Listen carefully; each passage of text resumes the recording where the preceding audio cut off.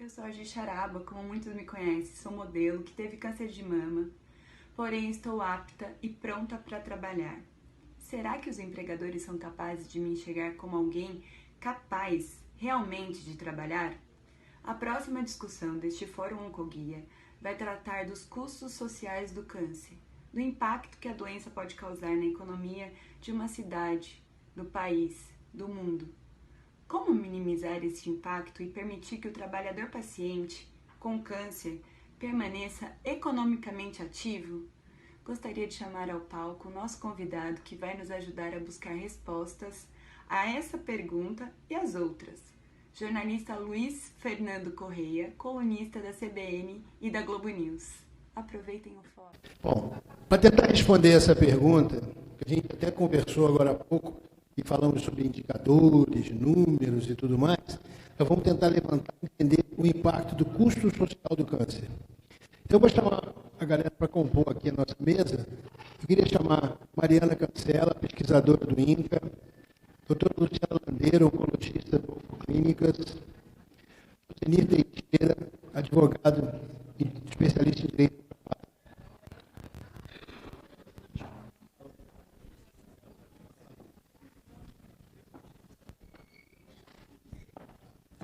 Alô?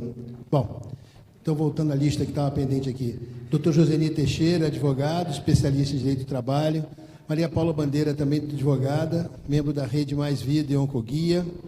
Maria Gabriela Spallanzoni, juíza da 13ª Vara de Fazenda Pública da capital. Françoise Trapenard, ex-diretora de RH da Telefônica, ex-presidente da Fundação Telefônica, membro da Associação Brasileira de Recursos Humanos. E o Tiago Farina Matos Farina, do Instituto Oncoguia.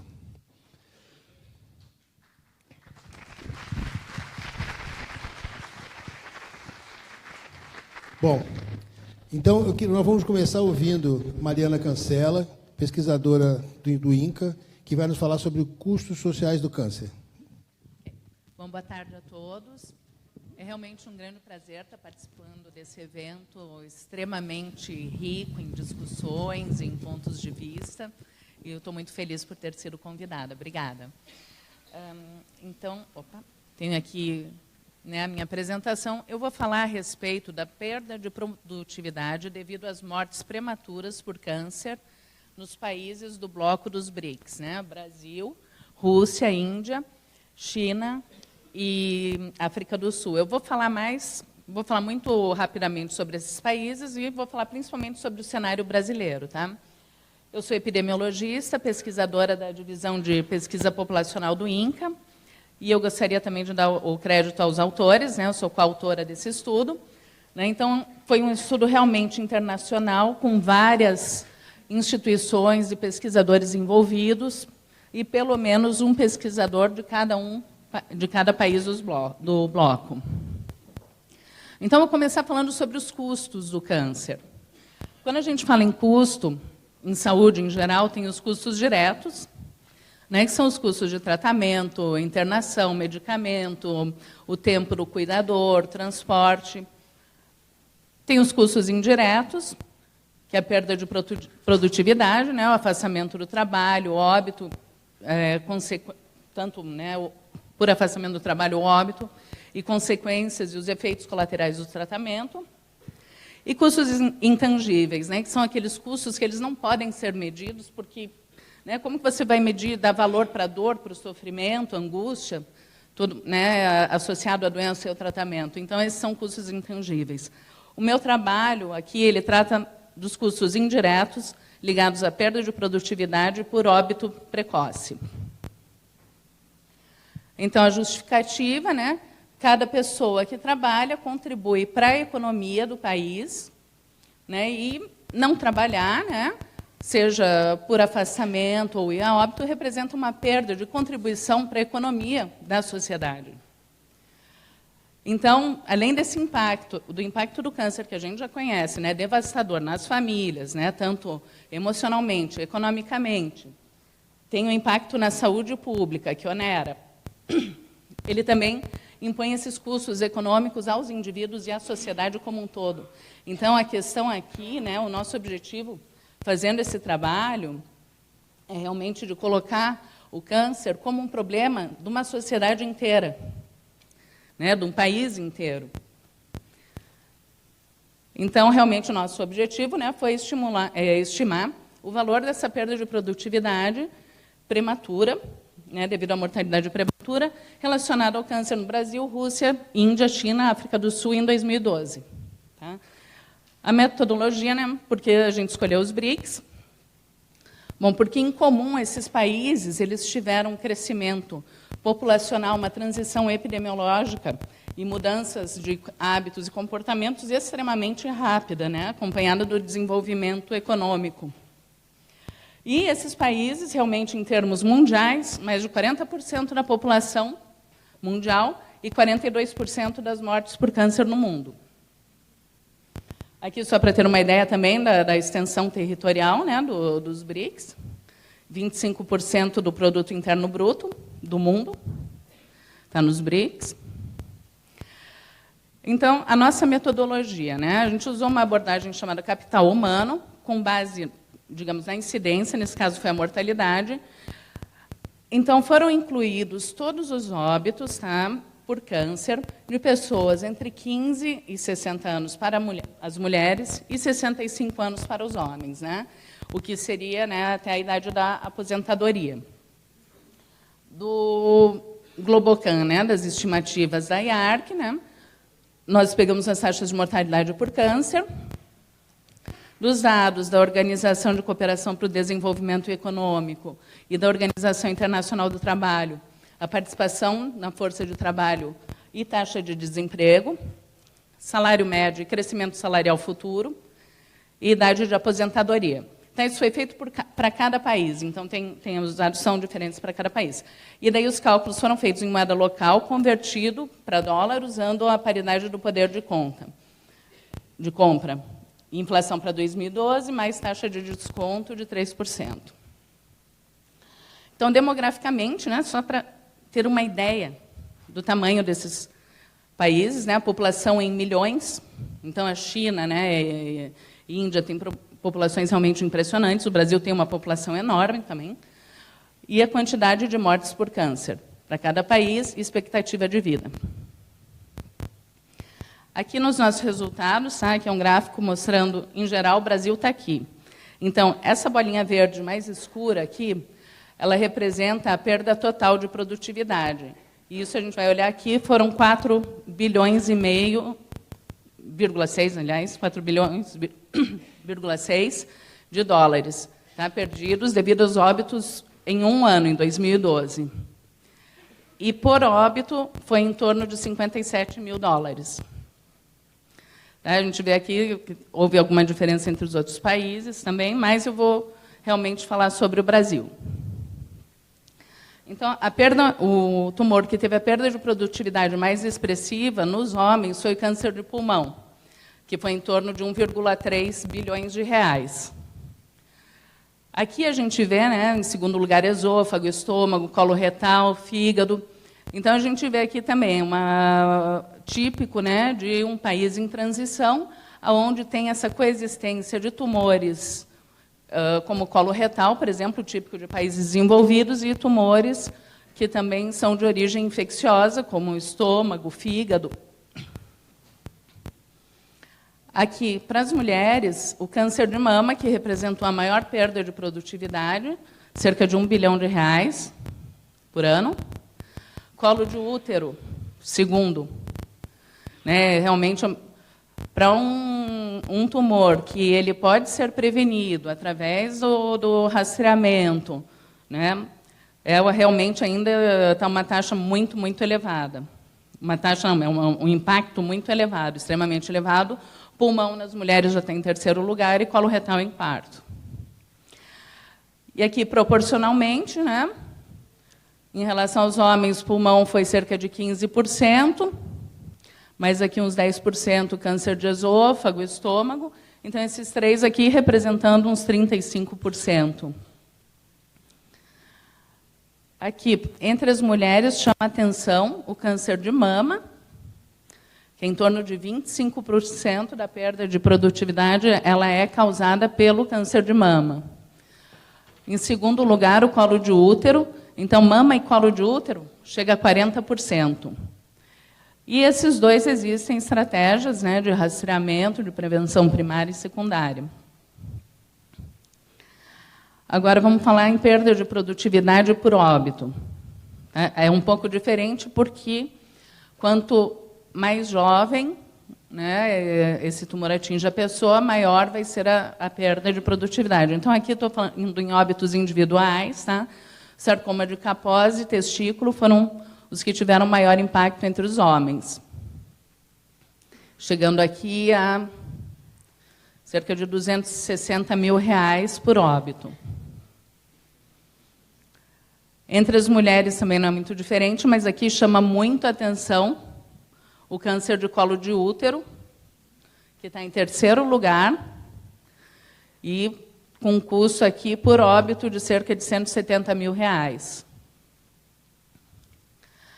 falar agora de um outro indicador também, que são os anos de vida produtiva perdidos. Então, em torno de 50 mil óbitos entre os homens, né, em idade produtiva, isso representa 660.919 anos de vida produtiva perdidos, que é uma medida, né, econômica. Tá? E entre as mulheres, 36.812 óbitos, representam 525.351 anos de vida produtiva perdidos. No total, isso também a cada ano. Isso aqui é o 2012. Cada ano, isso aí vai se acumulando. Aqui é o total, né, por câncer. Então, olhando aqui também, quando a gente vê os cânceres de origem infecciosa, eles ainda estão muito elevados, né, e causando um impacto extremamente importante. Câncer prevenível, né, através da prevenção primária, câncer de pulmão, né, relacionado a tabaco, câncer coloretal, em quinto lugar. E aqui, também por casos individuais. Tá? Então, aqui são realmente impressionantes os números que vão 47 mil anos, aqui 70 mil anos.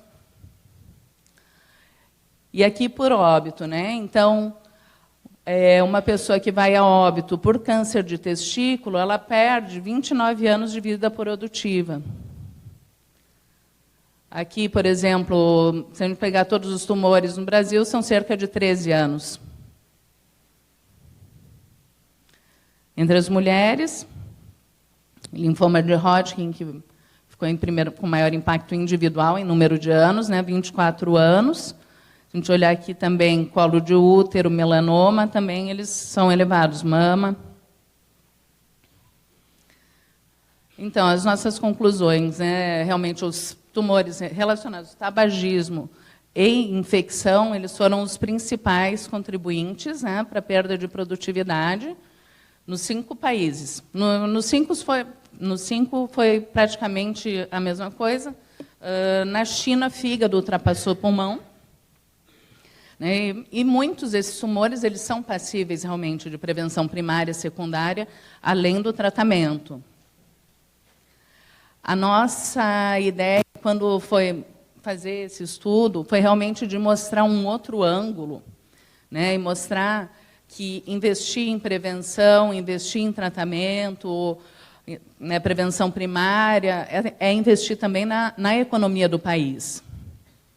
Pois, além de não onerar, né, desonerar o sistema de saúde, também tem essa contribuição econômica das pessoas, né? Isso sem contar todos os outros aspectos, né, que também, como falei, tem custos que são intangíveis, né? Eu estou falando apenas de uma pequena parte dos custos, né?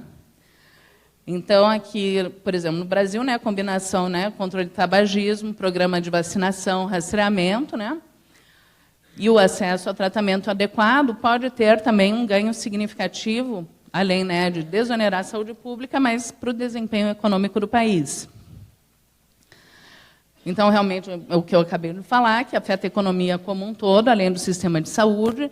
Então, a ideia realmente é mostrar que o câncer é um problema da sociedade, e não só dos pacientes e da família e do sistema de saúde. E a nossa ideia foi realmente oferecer uma perspectiva adicional, né, para formuladores de políticas, gestores, tomadores de decisão, na hora de identificar e alocar recursos para a prevenção e tratamento do câncer. A nossa estratégia também foi realmente de chamar a atenção para o problema. Então, por isso que foi um estudo multinacional, com uma equipe grande, e a gente também trabalhou com uma estratégia de divulgação na mídia em geral.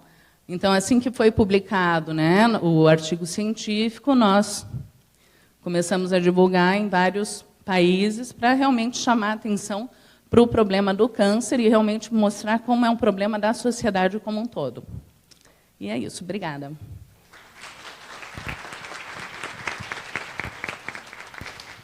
Obrigado, Mariana. Vou chamar agora a doutora Luciana Landeiro, que vai falar sobre os impactos do câncer na empregabilidade.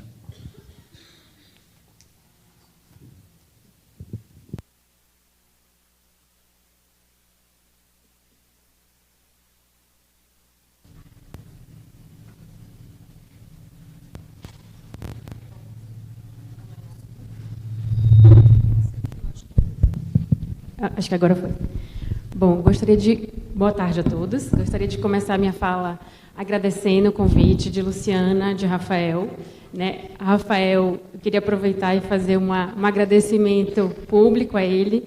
É um oncologista que teve importância enorme na minha formação, então sou muito grata. Eu vou apresentar para vocês, na verdade, dados que foram os dados de resultado da minha tese de doutorado, que foi apresentado no final do ano passado, em dezembro, na USP. E Rafael, desde o início, acompanhou todo esse processo. Tá? Bom, então, já foi falado na palestra anterior um pouco em relação à epidemiologia do câncer de mama, especificamente, também foi falado um pouco. Ele representa o principal tumor na população feminina, quando a gente exclui os tumores de pele não melanoma. Né? Então, a estimativa é que a gente tenha quase 60 mil novos casos para 2018 e 2019. Quando a gente olha a incidência mundial, a gente sabe que os países do norte, né, então, tanto a Europa quanto a América do Norte, têm uma incidência maior quando a gente compara com a América Latina, mas quando a gente olha especificamente para a população produtiva, né, do ponto de vista laboral, são pacientes jovens, a gente tem uma maior incidência na população feminina. Então, esse dado foi um dado do Globocam, mostrando que, no subgrupo de pacientes com menos de 44 anos, a gente tinha uma incidência de 20% para a América Latina versus 12% para a América do Norte. Esses dados são confirmados por dados do Estado de São Paulo, então, essa é uma publicação da FOSP, mostrando, então, que a gente tem 22% de pacientes com menos de 45 anos diagnosticados com câncer de mama. Um outro dado importante é que, como Mariana também já falou, a mortalidade é extremamente significativa em relação ao câncer de mama, ele ocupa o primeiro lugar em mortalidade entre as brasileiras. Contudo, a gente tem um aumento da sobrevida, né, estimada nos últimos 5 anos, na verdade, nas últimas avaliações. Então, a gente teve um aumento de 78% na avaliação de 95 a 99 para 87% entre 2005 e 2009. Quando a gente olha para os dados de sobreviventes, e aí a gente, voltando um pouco para a palestra anterior, a gente não tem dados tão fidedignos em relação ao número de sobreviventes que a gente tem aos diferentes tipos de câncer, inclusive o câncer de mama, mas existe uma estimativa, de acordo com a sobrevida em 5 anos, em 2012, a estimativa é que a gente tinha 1 milhão de sobreviventes ao câncer, sendo que, desse total, 22% eram casos de câncer de mama. Então, a gente tem um número muito grande de pacientes sobreviventes ao câncer de mama. E a gente chama de sobrevivente toda a paciente que passou por um processo de tratamento e que hoje está em segmento, tá? Seja com doença metastática, ou seja com doença curada da doença, no caso, só em segmento. Essa é uma definição clássica. Essa é uma publicação do final do ano passado, então, e que ele traz justamente como um dos desafios que a gente tem em relação ao Brasil é definir esse número real de sobreviventes. Né? Então, eu acho que assim como o número real é importante de incidência, o número real de sobreviventes também é importante para a gente saber como lidar com essa população específica. Bom, então, para essas pacientes, a gente tinha falado, o Rafael falou um pouco de prevenção primária, que é evitar os fatores de risco para que a paciente não desenvolva o câncer, a prevenção secundária, que é um diagnóstico precoce, e a gente tem também a prevenção terciária, que é tudo que a gente pode fazer para diminuir o impacto do câncer. Né? Então, seja o tratamento específico, seja o cuidado paliativo, seja o cuidado de sintoma, sejam esses cuidados voltados para essas sobreviventes. E a gente sabe que, nesse cenário, o trabalho, né, ele tem um grande impacto, ele se associa a um bem-estar e uma qualidade de vida. Contudo, durante o tratamento, é extremamente comum o absenteísmo. Tá? Isso porque hoje a gente já vive numa rotina extremamente corrida, né, de trabalho, de família. Imagina você inserir a essa rotina já corrida uma rotina de um novo tratamento, de quimioterapia, eventualmente de pós-operatório. Então, ajustar essa rotina nova, né, do tratamento, dos efeitos colaterais, à rotina já corrida do nosso dia a dia, é muitas vezes difícil, e uma não adequação a essa nova realidade muitas vezes pode levar à perda do trabalho ou afastamento por tempo provisório. Então, o trabalho, na literatura, a gente vê isso, ele tem diversas influências na vida do paciente. Né? Ele é uma importante fonte de renda, ele pode ser intrinsecamente gratificante também, é uma fonte de interações sociais, e muitas vezes, isso aqui é especificamente para um grupo de pacientes, é responsável também pela paciente ter um plano de saúde. Né? Então, a perda do trabalho pode acabar impactando na qualidade de vida e o impacto econômico também para o indivíduo e para a sociedade. Muitos autores também trazem um conceito de que o retorno ao trabalho ele simboliza um retorno à normalidade e à reintegração social. Então, teria um papel extremamente importante também para a paciente se entender como voltando à vida de antes do diagnóstico do câncer. Bom, isso já vem sendo avaliado. Os dados do impacto do diagnóstico do câncer, e especificamente do câncer de mama, vem sendo avaliado em países do norte do mundo. Tá? Então, a gente tem esse estudo holandês, um estudo populacional, que ele comparou taxas de emprego e dos benefícios da Seguridade Social em mulheres com câncer de mama, e ele comparou numa razão de 1 para 4. Então, ele pegou 26 mil mulheres com câncer de mama e comparou com a população de 90 mil mulheres sem câncer. E o que eles viram foi que mulheres com renda relacionada ao trabalho, as pacientes que tiveram diagnóstico de câncer de mama, tiveram uma perda significativa da renda relacionada ao trabalho após o diagnóstico, com um risco de 60%, um risco 60% maior de perder o emprego, quando comparadas com pacientes sem câncer. E observaram também uma chance 100% maior dessas pacientes com diagnóstico de câncer de mama precisarem receber benefícios da Seguridade Social. Bom, e o que a gente tem em relação a taxas de retorno ao trabalho nessas pacientes? Né? Então, a gente tem alguns dados dos Estados Unidos, do Canadá, da França, temos um estudo coreano, mas a gente realmente não tinha até então nenhum dado mostrando qual era a realidade na América Latina. As taxas de retorno, então, elas variam nos diferentes estudos de 27% a 66% após 6 meses do diagnóstico de câncer, e de 37%, esse 37% é o estudo sul-coreano, de 37% a 82% após 3 anos do diagnóstico. E nesses diferentes estudos, vários fatores interferem, impactam na decisão de retornar ao trabalho. Os principais deles são apoio do empregador e dos colegas de trabalho, o fato do paciente ter feito quimioterapia como parte do tratamento, sequelas físicas relacionadas ao tratamento câncer específico, então, um linfedema, uma dor na região do plastrão ou do membro do lado da cirurgia, e a idade da paciente. Então, pacientes mais velhas, elas tendiam a retornar menos ao trabalho. Então, como eu falei, a gente tinha uma escassez de dados em relação a esse padrão de retorno ao trabalho, ou mesmo dos fatores que se relacionam na nossa população à decisão de retornar ou não ao trabalho. Bom, e a gente tem dados que nesses diferentes estudos, a previdência social, então, o que a gente tem de leis em cada país, pode impactar a decisão de retornar ao trabalho.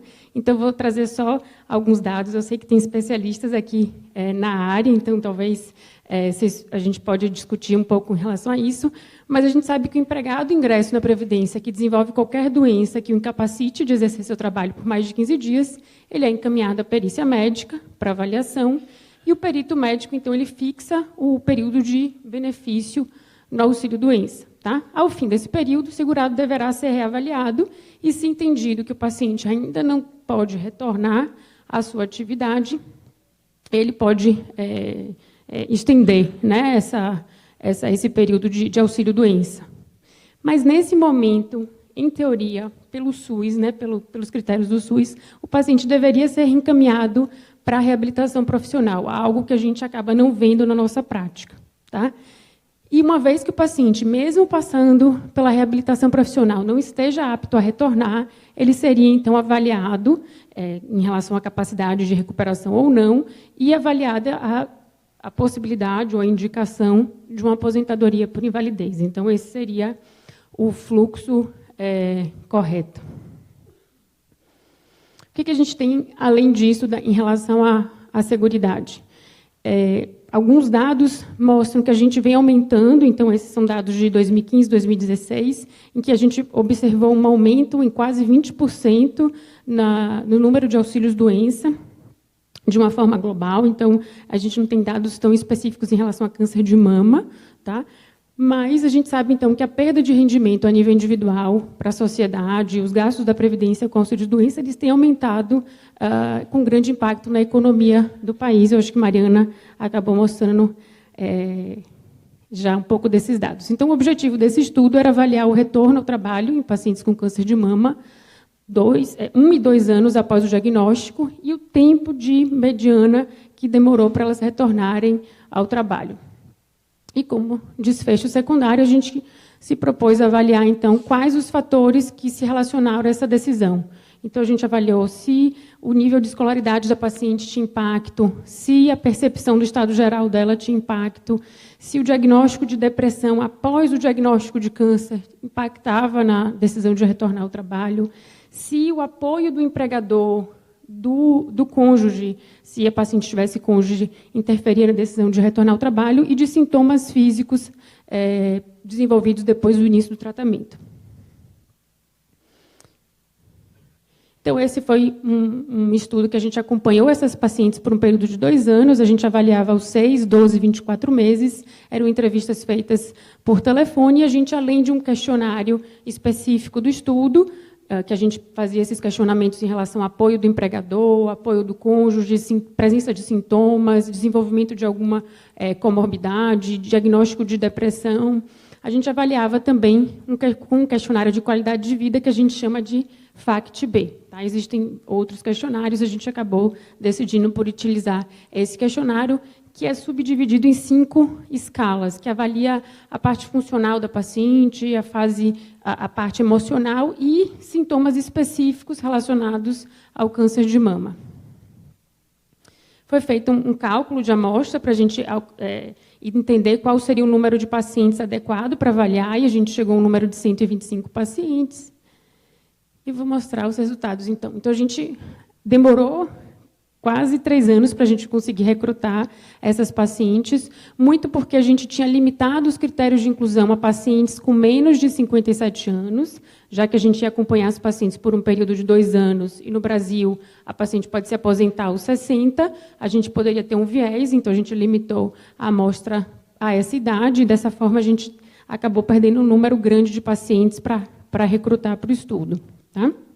No final das contas, então, a gente teve 125 pacientes consentindo o termo de consentimento, 8 delas acabaram progredindo a doença, e a gente teve um número total, então, de 111 pacientes que a gente acompanhou ao longo desses 2 anos.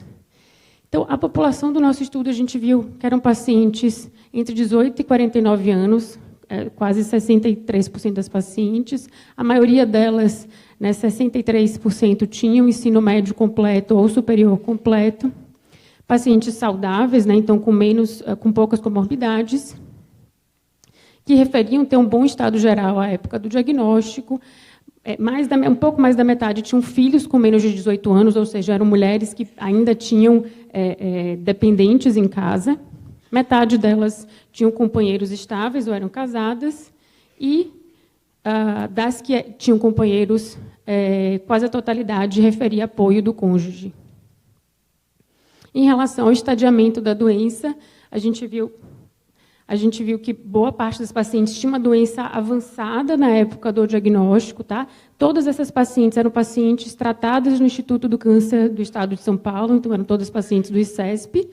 A maior parte delas, então, com receptores de hormônio positivo, que indicaria o uso de uma terapia anti-hormônio, que é a terapia endócrina, e, por isso, 75% fez uso desse tratamento. E boa parte delas fez quimioterapia neoadjuvante, né? Metade das pacientes fez quimioterapia antes da cirurgia, 50% das pacientes fez mastectomia, fez uma cirurgia completa da mama, e 60% fez esvaziamento axilar, muito alinhado com o diagnóstico avançado da doença. Em relação aos dados socioeconômicos, a renda familiar mensal das pacientes, então, boa parte das pacientes, quase metade das pacientes, tinha uma renda familiar de 2 a 4 salários mínimos. Tá? Isso se aproxima à nossa realidade do SUS brasileiro mesmo. Contudo, 59% delas referiam ser a principal fonte de renda da família. Tá? Isso é um pouco discrepante em relação aos dados totais da população. A gente sabe que 40% das pacientes, das mulheres, são a principal fonte de renda da família, quando a gente olha para a população em geral. Então, isso é um pouco discrepante em relação à nossa amostragem. A maioria delas trabalhava em tempo integral, e quase todas referiam que gostavam da sua atividade laboral na época do diagnóstico. Então, não eram atividades que elas faziam porque tinham que fazer, elas gostavam da sua atividade. A atividade de comércio era a principal atividade reportada por essas pacientes, assim como serviços domésticos e serviços prestados a empresas. Apenas 15% trabalhavam como autônomas. Tá? Então, a maioria das pacientes trabalhavam com regime de CLT. 73% das pacientes referiam que tiveram apoio do empregador na época do diagnóstico e apoio do companheiro também na época do diagnóstico. Mas apenas 30%, aqui saiu um pouquinho da padronização, apenas 30% das pacientes referiam ter sido oferecido por seu empregador algum tipo de acomodação ou ajuste no trabalho após o diagnóstico. Então, os dados que a gente encontrou em relação a taxas de retorno ao trabalho foi que 21% das pacientes estavam trabalhando aos 6 meses após o diagnóstico, 30% delas estavam trabalhando 1 ano após o diagnóstico, e 2 anos após o diagnóstico, 60% das pacientes retornaram ao trabalho. Sendo que 21% das pacientes referiram uma redução da renda mensal familiar aos 24 meses. Então, elas retornaram, mais da metade retornaram, mas tiveram um impacto salarial. Quando a gente fez a análise para tentar definir quais os fatores que interferiram na decisão de retornar ao trabalho dessas mulheres, a gente viu que as que tinham ensino médio ou superior, elas retornaram mais do que as que tinham menor escolaridade. A percepção do estado geral também, então, aquelas que se referiam ter um estado geral bom ou muito bom, elas também retornaram mais ao trabalho, isso também foi estatisticamente significativo. E o fato de ter feito mastectomia, de ter tido diagnóstico de depressão pós-câncer e queixa de dor na mama ou no plastrão também foram fatores que se associaram a menor taxa de retorno ao trabalho. Quando a gente fez a análise múltipla, os fatores que se mostraram estatisticamente significativos foi, então, uma renda mensal maior, então, as pacientes que tinham maior renda mensal, elas retornavam mais, tá? Esse aumento da proporção foi em 17 vezes, mas o fator que mais teve impacto foi o ajuste no trabalho. Então, o fato do empregador oferecer algum tipo de ajuste a essa funcionária aumentou em 37 vezes a chance dessa paciente retornar ao trabalho. A cirurgia, a mastectomia também teve impacto. Então, quando a gente comparou mastectomia versus cirurgia conservadora, foi quase 10 vezes maior a chance da paciente retornar quando ela fazia uma cirurgia conservadora, quando ela não tirava a mama por completo. E o diagnóstico de depressão após o câncer e a utilização de hormonioterapia como parte do tratamento tiveram impacto negativo nessas mulheres. Então, acabou diminuindo em 9 vezes as chances delas voltarem ao trabalho. Na avaliação da qualidade de vida, a gente observou que, de fato, um aumento significativo entre os meses 6 e 24 no questionário de qualidade de vida se associava a maior taxa de retorno ao trabalho. Então, os slides de discussão, talvez a gente possa abrir mesmo para discussão global, para não ficar muito repetitivo, já que a gente vai ter perguntas da plateia, mas só dando para vocês verem de forma mais simplificada os dados então que a gente tinha até então, dados canadenses, Estados Unidos, alguns estudos europeus, um estudo da Coreia do Sul e agora o nosso estudo mostrando então essas taxas de retorno ao trabalho de 21% aos 6 meses, 30% aos 12 meses e 60% aos 24 meses, algo próximo, na verdade, a um estudo americano que avaliava mulheres latinas e não latinas americanas. Então, esses dados se aproximam aos dados das pacientes latinas, que são pacientes que são tratadas por um serviço americano que atende a mulheres de classe socioeconômica mais baixa, realmente. Então, são os dados que a gente tem mais próximos à nossa realidade. Eu vou finalizar aqui para a gente poder abrir para a discussão, que eu acho que é mais produtivo. Obrigada.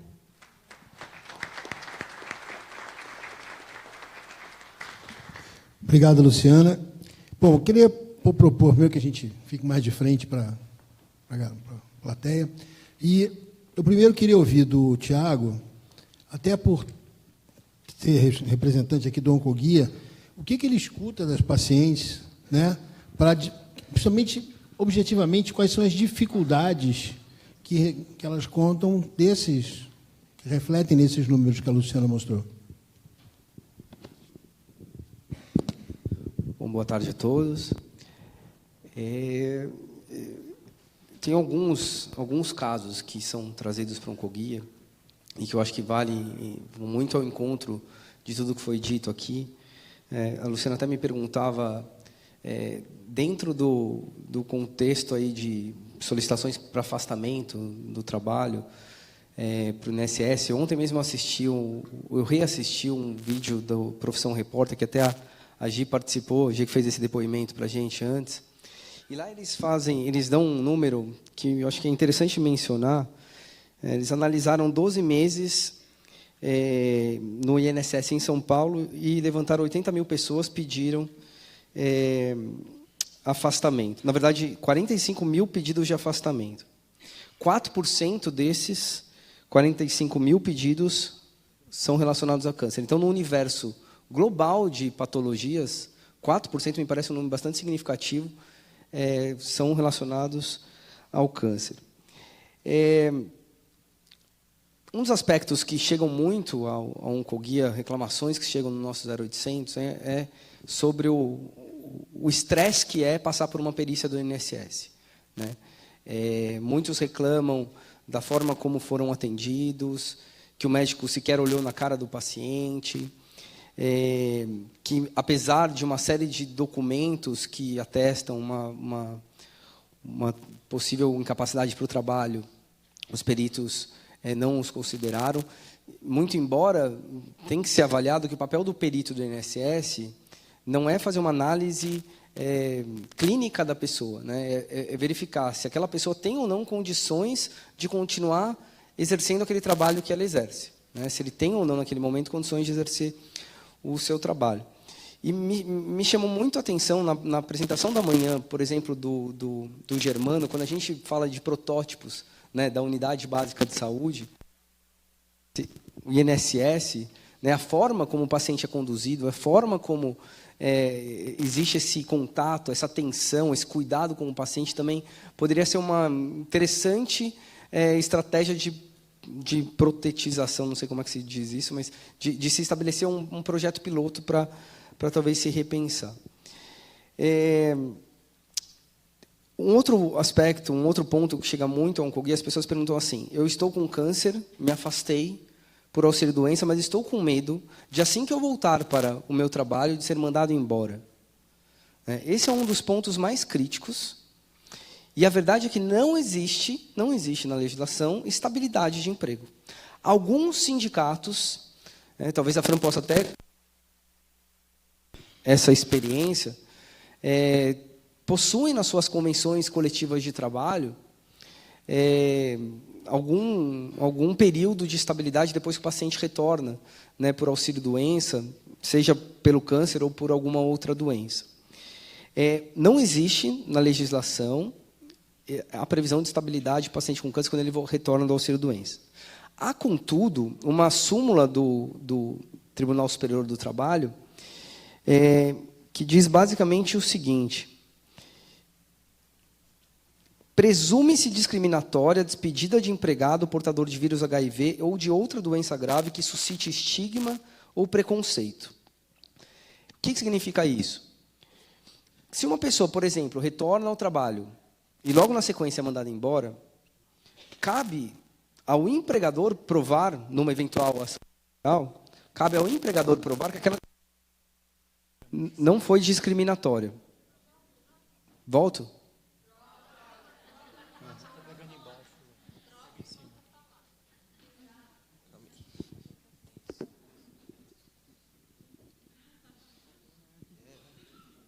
Alô? O que significa isso? Cabe ao empregador provar que demitiu aquele funcionário não por discriminação, mas por algum outro motivo. Vamos imaginar, uma empresa que está falindo, que está mandando um monte de gente embora e mandou também um paciente com câncer. Mas se ela não tiver essa justificativa, pode ser, presume-se, para a Justiça do Trabalho, discriminatória essa despedida. Há um projeto de lei também em tramitação que prevê a estabilidade para o paciente. Eu achei interessante na fundamentação desse projeto, que ele diz assim, é justamente para dar pelo menos a oportunidade para a pessoa provar, quando ela retorna ao trabalho, é a oportunidade de ela provar que ela tem condições de trabalhar. É um projeto bastante polêmico, a gente está discutindo uma coisa que vai enfrentar muita resistência, mas há essa discussão na Justiça do Trabalho. Eu acho que nesse ponto, depois do Josenir, eu acho que pode fazer algumas considerações. Ele é um advogado especializado em direito do trabalho, atua tanto para o trabalhador como para a empresa. Eu acho que ele pode dar também um pouco da perspectiva da empresa.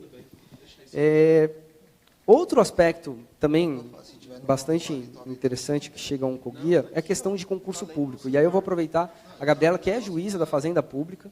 Fazenda Pública analisa causas que envolvem estados, municípios, envolve muita questão de concurso público também. Pessoas que passam em concurso público, pacientes com câncer, que prestam concurso público, passam um concurso público, seja ou não para cota de pessoas com deficiência, pode passar em cota para pessoa com deficiência, ou mesmo passar normal, sem cota. Só que no momento em que ele faz um exame médico admissional, ele é considerado inapto para o trabalho. Ou seja, passou no concurso, todo mundo que passa no concurso é obrigado a passar num exame para saber se essa pessoa tem condições ou não de trabalhar, e ela é considerada inapta pelo fato de ter câncer. Algumas vezes faz sentido a pessoa ser considerada inapta, porque um concurso público é dinheiro público. Então, para o poder público, para o Estado em geral, é importante ter pessoas capazes de produzir, porque vão servir à sociedade. Você contratar alguém que vai se afastar do trabalho 2 meses depois, sabendo que isso é uma probabilidade muito grande, talvez seja uma má contratação do serviço público. Contudo, há muitos casos de pessoas que estão com câncer controlado, com um ótimo prognóstico, mas que pelo simples fato de terem o carimbo de paciente com câncer, já são automaticamente consideradas inaptas. Muitas pessoas, inclusive, acionam o judiciário, tentando demonstrar que elas têm condições de trabalhar e enfim, conquistar essa vaga. Foi dito aqui também, esse é um aspecto que acho que envolve tanto o público, envolve muito o direito do trabalho, envolve muito as empresas, a questão da reabilitação do funcionário. Há uma previsão do INSS que você se afasta por auxílio-doença, e se você não tem mais condições de exercer aquele trabalho, o INSS deveria te oferecer uma reabilitação, te reabilitar para exercer um outro trabalho. Dou um exemplo meio dramático, mas eu acho que retrata bem. Um jogador de futebol que sofreu estava surfando, caiu, quebrou a perna, fica 3 meses afastado do trabalho. O que vai acontecer com ele? Você vai dar um auxílio-doença. Mas vamos imaginar que esse mesmo jogador de futebol, surfando, perdeu a perna comida por um tubarão. O que vai acontecer com ele? Ele vai ser capaz de continuar exercendo o trabalho dele? Não vai. Mas é uma pessoa, talvez, de 40 anos, já estou pensando no Ronaldinho Gaúcho, 20 anos de idade, que talvez tenha condições de exercer outras atividades. Né? Só que para isso, talvez ele tenha que ser reabilitado, ele tem que passar por uma formação profissional. Alguns países oferecem até um curso de nível superior para uma pessoa. Só que, óbvio que tem que estar alinhado com o interesse dessas pessoas. Né? Do INSS, o que a gente viu, a gente tem alguns exemplos de pessoas que não é um demérito a uma profissão ou outra, mas são, por exemplo, os engenheiros. Um caso foi esse, assim, era engenheiro, e o INSS deu 2 opções, um curso de padeiro e um curso de datilógrafo. Assim, você tem que ver se a pessoa tem vocação para exercer aquilo e vice-versa. Se uma pessoa ela quer ser pedreiro, marceneiro, e oferecem só para ela um curso de medicina, talvez não seja a vocação dela. Eu acho que essa conexão, esse encontro, né, esse diálogo entre o sistema e os cidadãos, né, esse protótipo, essa reunião entre todos os interesses, me parece ser fundamental.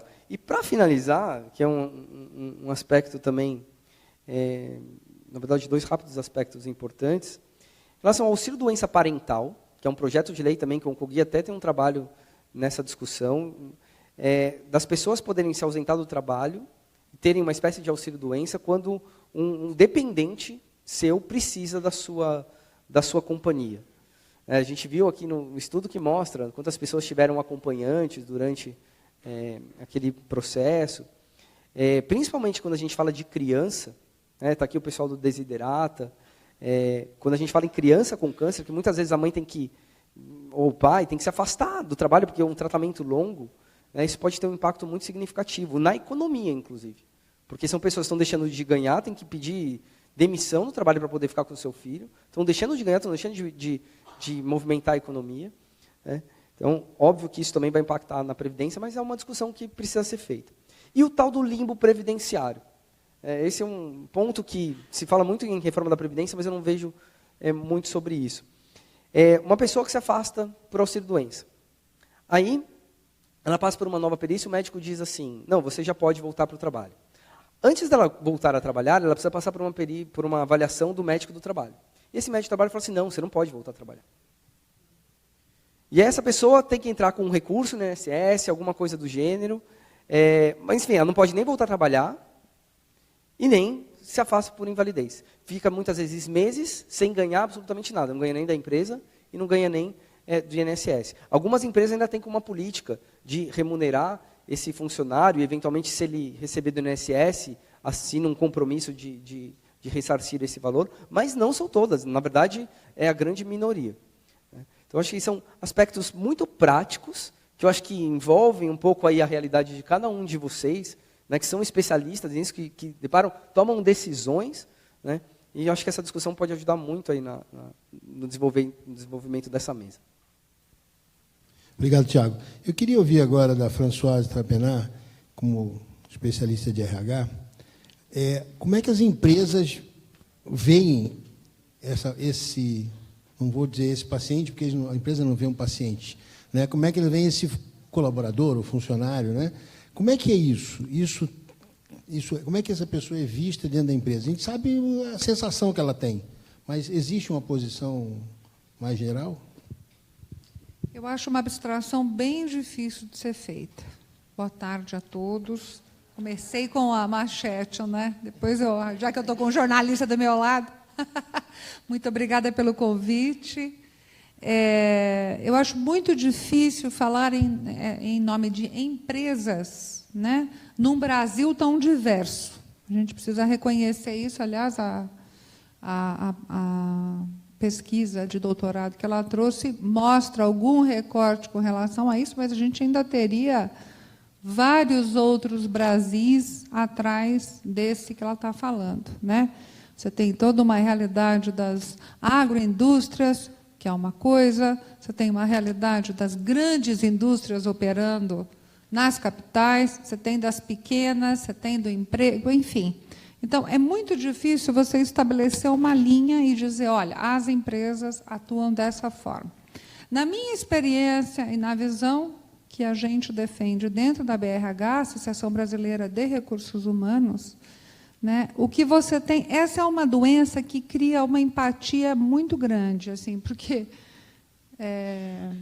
você ouve e imediatamente você tem alguém na tua família, alguém no teu relacionamento, alguém no teu... É uma doença que humaniza, de uma certa forma, porque ela linka com a tua própria fragilidade ou com a fragilidade de alguém que você conhece e que está por detrás disso, né? Do mesmo sofrimento, da mesma angústia, da mesma realidade.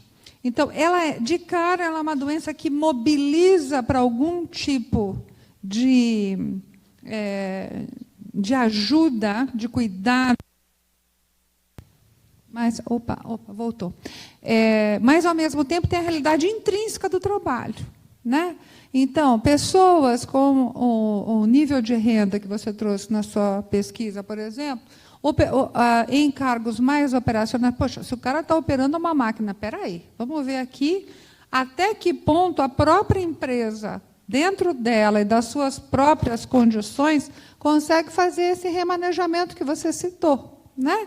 E criar uma condição de uma permanência até o ponto de uma criticidade do tratamento. Porque eu, na minha carreira, muitas vezes tive que me relacionar com pacientes assim, e chega num ponto, gente, que seria absolutamente até desumano manter, por mais que a pessoa queira ficar, porque é importantíssimo, assim, uma coisa que eu vi com muita clareza.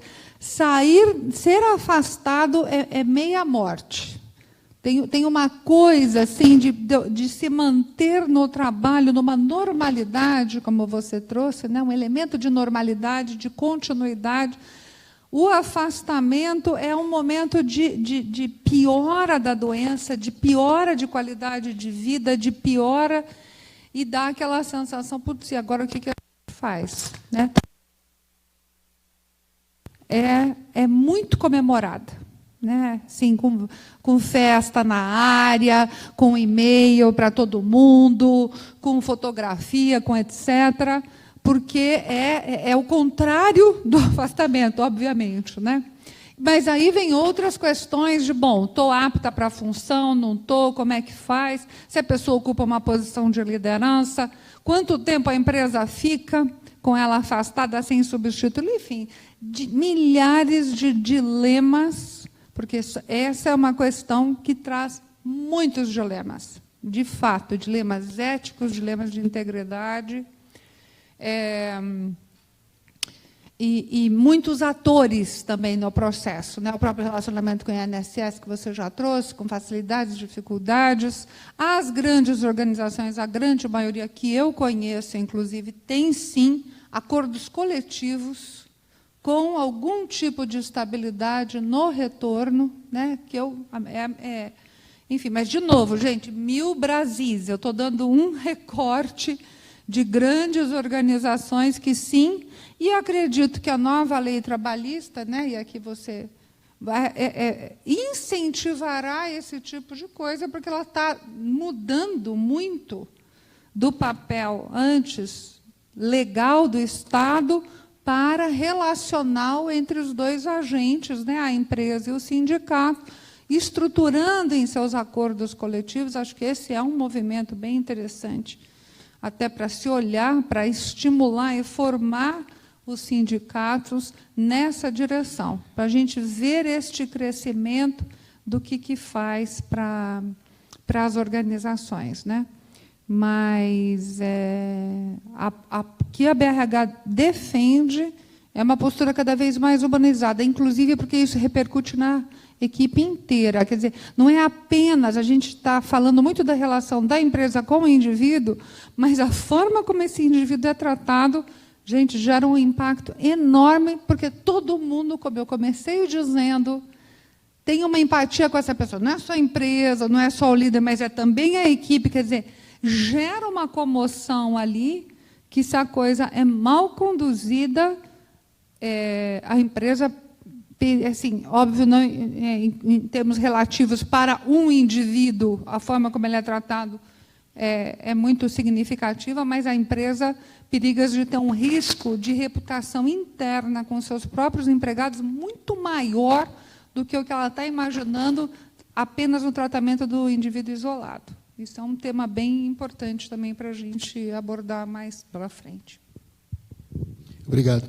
Eu queria agora ouvir do Dr. Joseni Teixeira duas coisas. Primeiro, o aspecto legal dessas questões, algumas questões que o Tiago levantou, né, das dificuldades que o paciente encontra em tentativa de retorno. E segundo, isso que a Françoise colocou, que é muito interessante, quer dizer, no finalzinho dá uma perspectiva sobre essa flexibilização, vamos dizer assim, que essa nova legislação, que está ainda muito flexível, na menor das hipóteses, né, com perigos de não virar legislação, porque não foi votada, né, a medida provisória não foi votada, o decreto não se sabe se vem, daqui a pouco não tem nova legislação.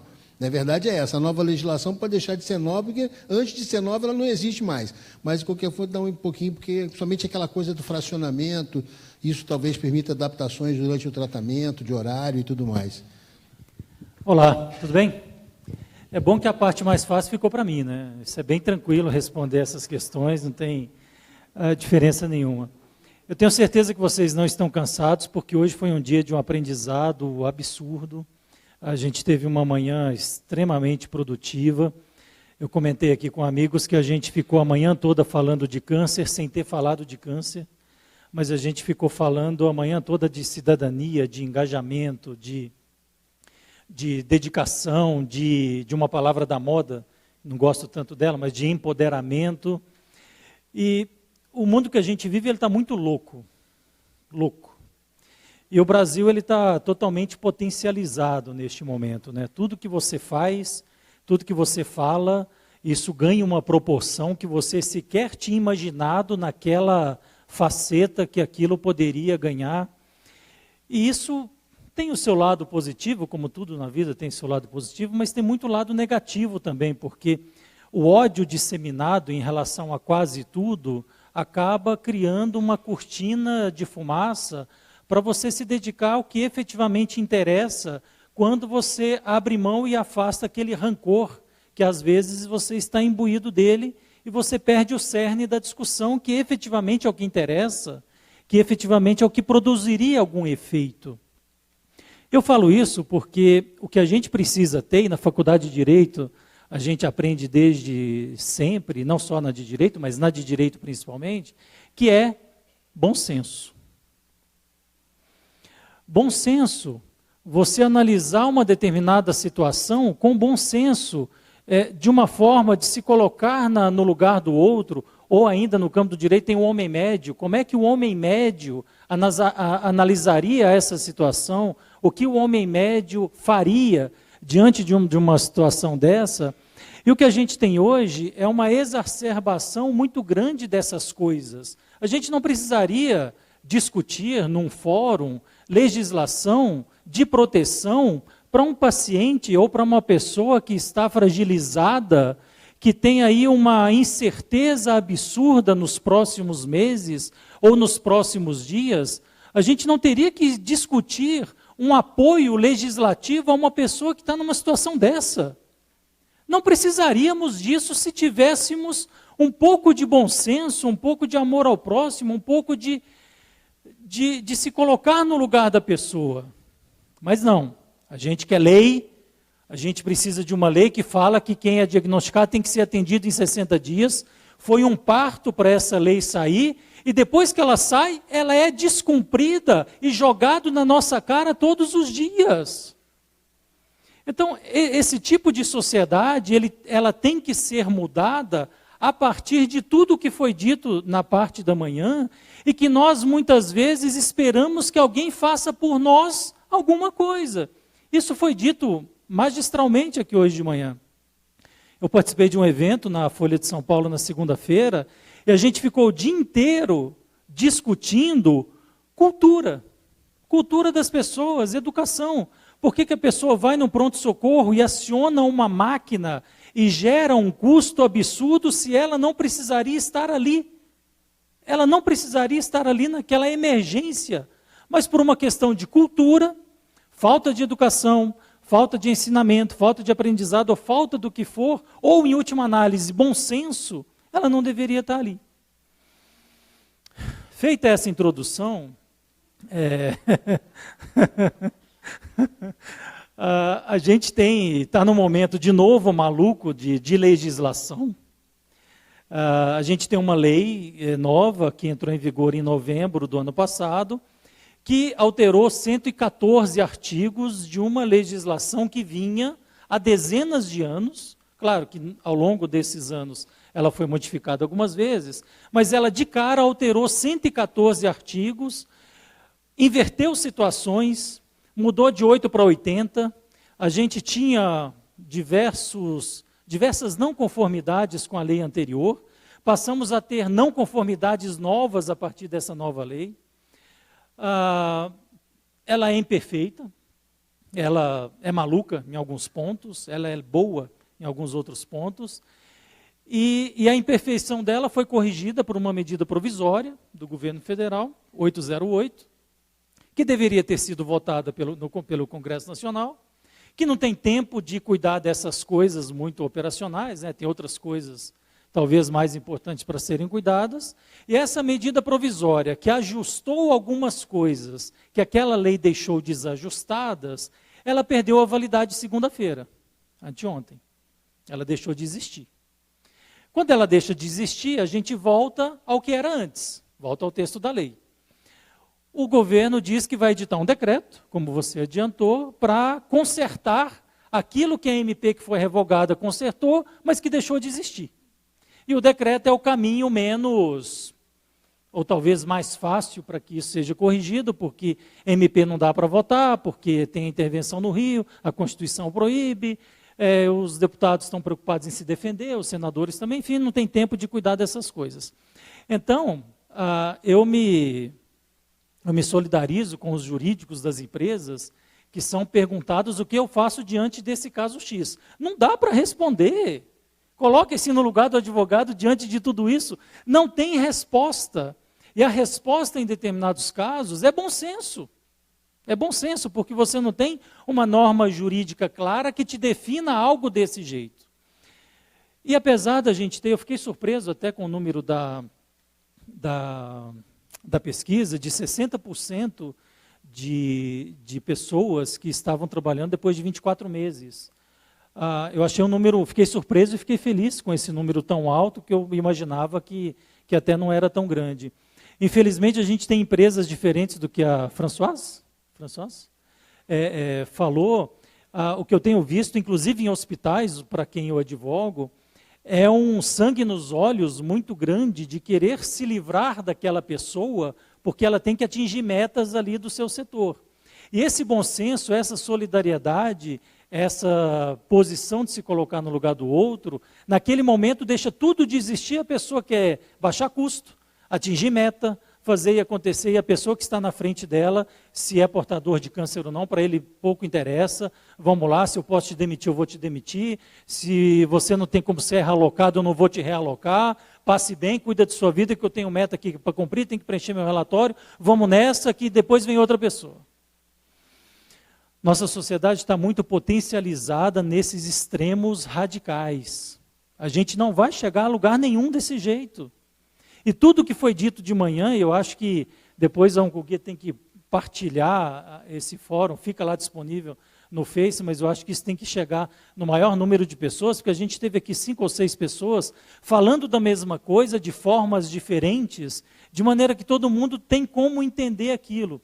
Então, como o direito regula a vida das pessoas e tem uma parte de ciência humana muito presente, eu acho que a vida seria bem mais fácil se a gente tivesse menos litigiosidade no nosso sangue, mais negociações coletivas, e pegando um gancho do que você falou, essa lei da reforma trabalhista, ela privilegia a negociação em detrimento do legislado, não em detrimento é uma palavra talvez mal aplicada, mas ela privilegia o negociado ao invés do legislado, ou seja, as pessoas ali, os sindicatos de determinada profissão, com as empresas que exploram aquele ramo de negócio, ninguém melhor do que elas para sentar, estabelecer as regras de conduta específicas para aquela situação, ninguém melhor do que elas para criar sistemas, criar formas, ou criar paridades para que isso aconteça, do que alguém no ar-condicionado lá em Brasília vomitando leis. Isso é mal visto por algumas pessoas, é bem visto por outras pessoas, normalmente é bem visto por quem atinge e é mal visto por quem perde um determinado poder em relação a isso. Isso a gente não muda, isso é sociedade, isso é divergência de opinião, divergência de posturas, que infelizmente, repito, estão potencializadas de uma forma tal que os radicalismos encobrem a discussão mais técnica, mais operacional, mais humana das coisas. Mas, tomara que isso mude, a gente contribui de certa forma para que isso mude, para que chegue ao número maior de pessoas, e talvez esse seja um momento que a gente tenha para agir dessa forma. Obrigado, Joseni. Eu queria ouvir agora da doutora Maria Gabriela, afinal, o que sobra para a senhora ter que resolver lá? Porque depois todo mundo resolveu aqui, vamos tomar uma decisão, vamos atrás da solução, a solução é com ela. Bom, boa tarde a todos. Eu acho que uma coisa compensa a outra. Hoje talvez eu não me encontre na fase mais furosa para poder falar, porque eu saí de uma internação da minha mãe de 9 dias. E eu estou aqui há 4 dias, eu vim com a minha alma de experiência de uma paciente, acompanhando um paciente, para um oncoguia. E vim em respeito ao oncoguia, porque eu pesquisei e eu vi a seriedade desse instituto. Doutora Luciana e todos que participam, doutor Tiago, doutor Joseni, doutora Luciana, todos aqui. O que eu percebo que em todos os nossos encontros a gente precisa buscar uma solução. Troca de ideias é maravilhosa, mas guardar as ideias em casa não serve para nada. Eu andei por esse país e tive a oportunidade também de encontrar o Tiago num evento no Rio de Janeiro, e eu peguei uma solução que eu achei bárbara e que eu dou como sugestão a vocês. O juiz não resolve nada se não for provocado, através de petição inicial. Não existe como, se não for um caso de uma criança violentada, um caso que envolva menor fragilizado, do juiz tomar uma atitude e fazer alguma coisa. Ou uma prisão em flagrante, que a gente também pode fazer. Então, o que o judiciário precisa? Precisa de ousadia. E é para isso que eu vim aqui. Instigar a todos, com coragem. Provoquem o judiciário diretamente, ou através do Ministério Público, ou através das associações e sociedades. Ações coletivas. O que eu vi no Rio de Janeiro? A senhora falou dos números de câncer de mama. Tem um advogado-geral da União, cujo nome, nesse momento, pelo cansaço, eu não me recordo. Ele visitou todos os hospitais da mulher no Rio de Janeiro e ele viu que no Rio de Janeiro não tinha mamógrafo. E o que esse rapaz fez com a imprensa? Ele carregava a imprensa junto, porque a imprensa é poderosa. A imprensa dá divulgação, e todo mundo tem medo de uma divulgação errada, porque a gente zela pela imagem. Então, ele foi aos hospitais, chamou os responsáveis, lá no escritório dele da Advocacia Geral da União, e fez um acordo com um prazo para que todos comprassem mamógrafo. E eles não compraram mamógrafo, entraram na justiça, uma ação coletiva. Em menos de 6 meses, todos os hospitais tinham mamógrafo.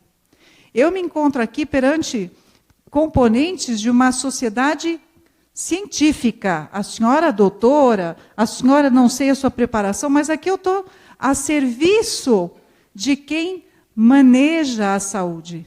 Eu não sei nada sobre a saúde. Eu presto serviço, eu sou servidora àquilo que nos provocam e procuro fazer da melhor maneira possível. E eu digo mais, a senhora, quando disse dos gastos diretos, dos gastos indiretos, deveria começar a incluir os gastos decorrentes de judicialização de responsabilidade, erro médico, omissão. Eu vi no hospital, que eu fiquei internada agora, eu não, minha mãe ficou 9 dias. E eu alerto os médicos, cuidado, eu precisei ficar como uma cachorra em estado de alerta pelos erros das enfermeiras e das auxiliares. Deram para minha mãe medicamento para pressão 3 vezes no mesmo dia à noite, e o médico não sabe. É o despreparo. Se eu não tomar providência, isso vai continuar. Quando é que as pessoas vão parar? Quando passarem a responder pelo seu próprio bolso. Quando é que o Estado vai se preocupar com todos esses dados? Quando o Estado for acionado por responsabilidade civil, pague, faça alguma coisa. Muitas das providências que a gente está falando aqui precisa de lei. Nos nossos novos encontros, provoquem a presença do legislativo aqui. Esses políticos que a gente critica, mas também tem gente boa. Eles precisam tomar iniciativa e a gente tem que cobrar. Não adianta a gente falar da postura que as empresas devem ter se a gente não tem força para poder cobrar. Não é? Eu senti. Você vai fazer um exame num laboratório de câncer, a primeira resposta que a mocinha lá do guichê dá no hospital particular, seu convênio não cobra, não cobre. Então, é o que disse o doutor Josenir, o sangue pelo dinheiro está se impulsando. A ética está faltando para nós. A consideração falta em tudo. Acho que a nossa sociedade, infelizmente, chegou aqui, está faltando valor humano. Mas é isso que a gente tem. A gente precisa trabalhar por outros caminhos. O que eu sinto com relação ao paciente com câncer, ao servidor público, ou melhor, antes de ser servidor? Eu fiz um levantamento, vou sentar de novo, porque eu levanto e sento, é um negócio. Mas eu fiz um levantamento na jurisprudência do Tribunal de Justiça, e é verdade, os candidatos, eu vi um caso concreto. Em 2011, um rapaz teve câncer de próstata, e ele foi reprovado no exame médico. Isso foi agora, foi julgado agora, dia 17 de abril de 2018. Há 7 anos, ele teve câncer de próstata e superou. E como ele, vários. Só que ele teve coragem de entrar na justiça. E ele ganhou. Pessoas que tiveram câncer de mama entram na justiça, querem ser professoras e foram barradas. O que tem acontecido depois, quando você já é servidor público? Acho que a questão do dinheiro, a lei da responsabilidade fiscal, a economia que se tem que fazer, faz decair a qualidade do serviço. Então, os nossos peritos, o que têm feito? Eles dão a alta programada, como é o do INSS. Pouco importa a real condição de saúde do funcionário. Então, eu recebi na semana passada, na semana retrasada, um mandado de segurança de uma funcionária com depressão, porque teve câncer e estava num estágio profundo. Ela ficou afastada por meses. Nem pela perícia ela pôde passar, ela já foi mandada para uma sala de aula. Coitada dela e coitado dos alunos.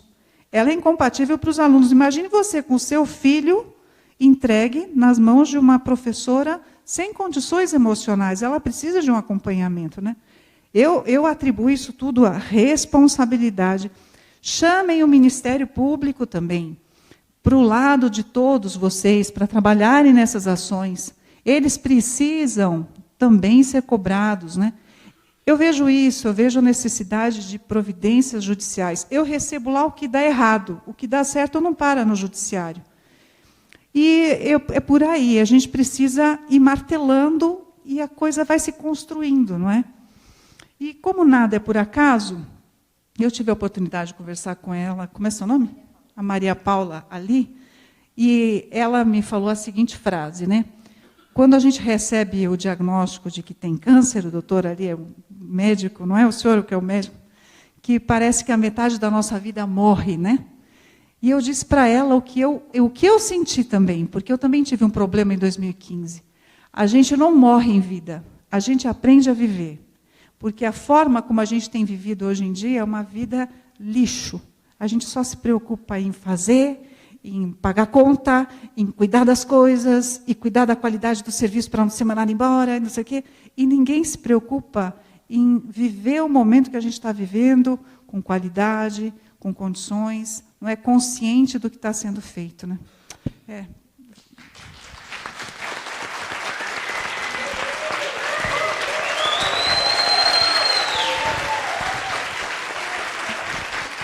Obrigada.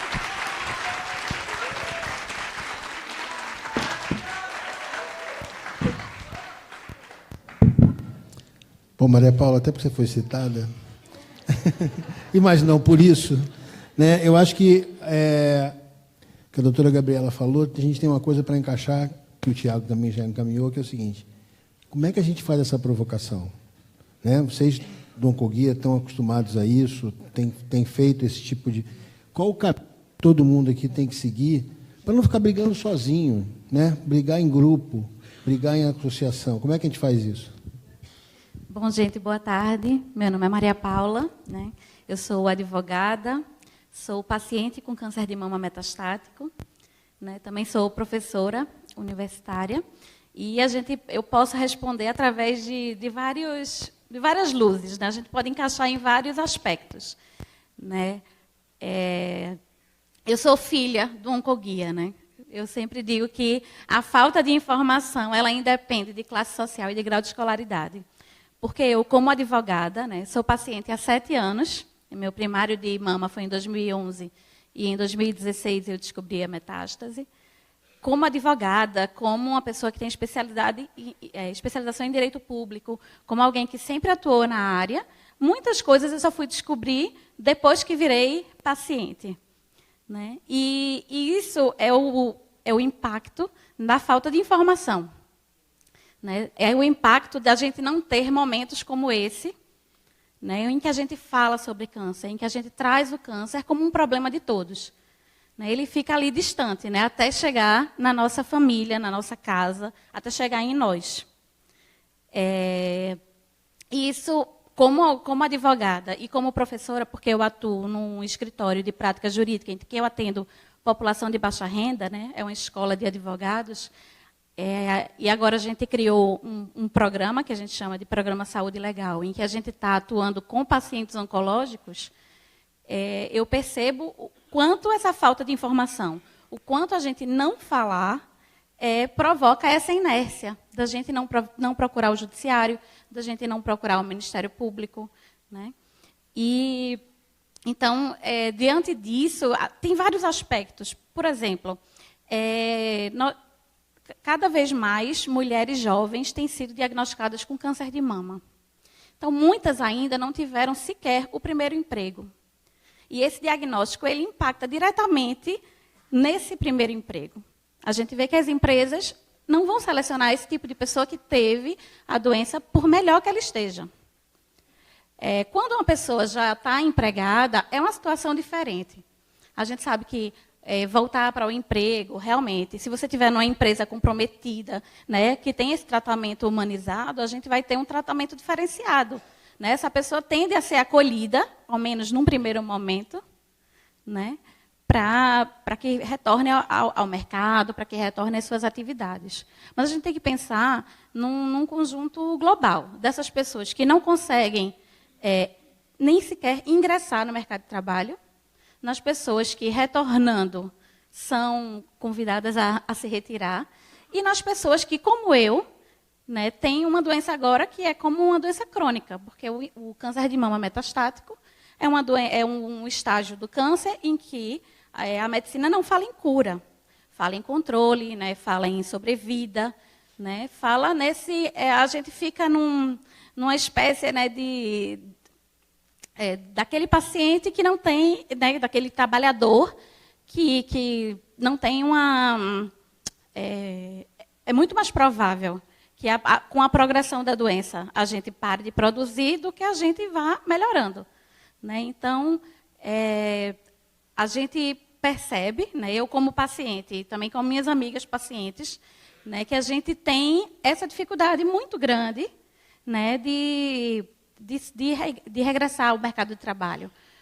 Não só pelos afastamentos que a gente precisa ter, mas a gente sente também um preconceito dos nossos pares, né? Porque, às vezes, se você sai para fazer um exame, se você precisa fazer uma consulta, né? Tudo isso é visto com maus olhos, né? E, então, assim, eu percebi, né, a doutora Mariana trouxe o impacto da falta de produtividade, né, nossa, né? E a doutora Luciana, ao contrário, né, trouxe esse impacto do retorno ao trabalho, né? É muito interessante, mas a gente realmente precisa discutir diversos outros aspectos.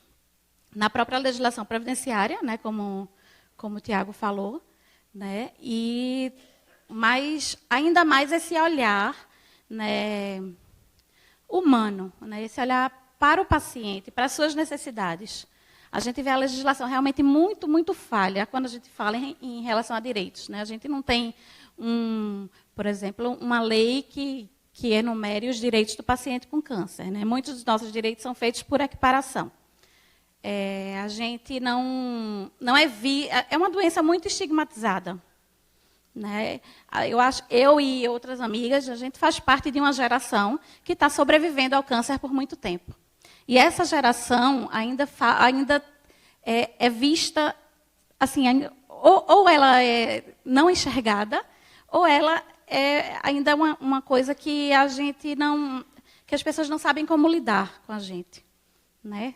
Às vezes a gente realmente precisa se afastar.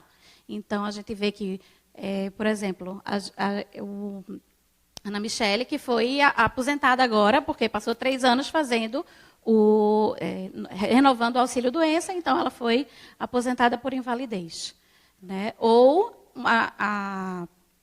a Gi, né, que tentou o auxílio-doença, né, e não conseguiu, e que tenta voltar ao mercado de trabalho e também não consegue. Então, como advogada, às vezes a gente fica de mãos atadas, porque a gente primeiro não tem quem acionar. Se a gente não tem um patrão, se a gente não foi demitido, a gente não vai ter quem acionar, né? Mas eu acho que, como sociedade, o que a gente tem a fazer é continuar discutindo, continuar debatendo, para que as pessoas se sensibilizem da nossa condição.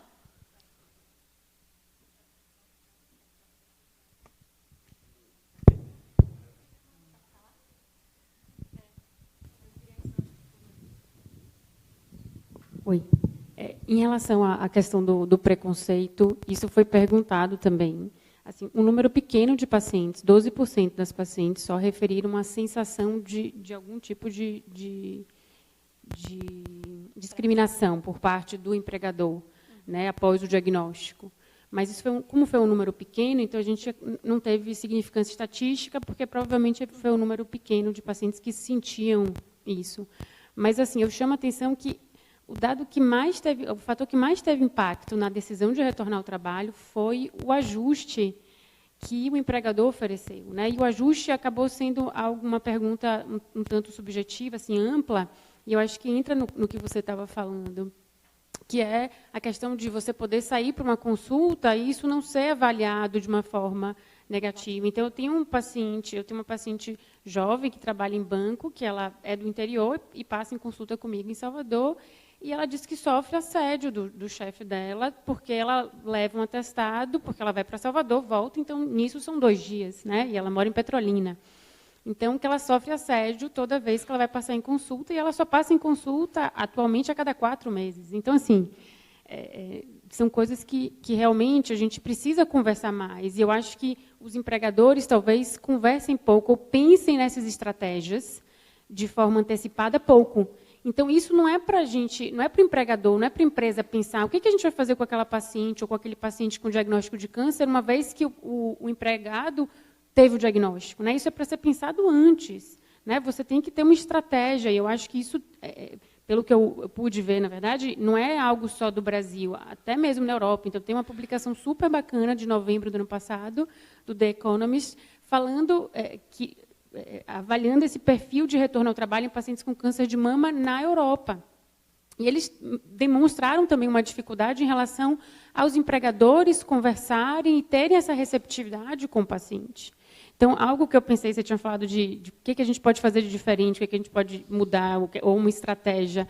Eu tinha pensado, e aí eu não sei eu queria até ouvir a opinião de vocês, da gente pensar em algo tipo um selo. Não tem o selo da empresa amiga do paciente deficiente, um selo da empresa amiga do paciente com câncer. Então, assim, isso é visto pelas empresas de uma forma positiva, porque acaba sendo uma propaganda para a empresa de que ela está querendo ajudar uma pessoa numa condição específica, né? Então, para a empresa é atrativo e, ao mesmo tempo, gera uma discussão com os funcionários, com o empregador, uma preocupação de, poxa, o que a gente vai fazer com esse indivíduo, uma vez que ele seja diagnosticado com a doença, que é o que você falou, muitas vezes vai ser uma doença crônica, então eles vão ter que saber lidar com isso de uma forma humana, né? Sim.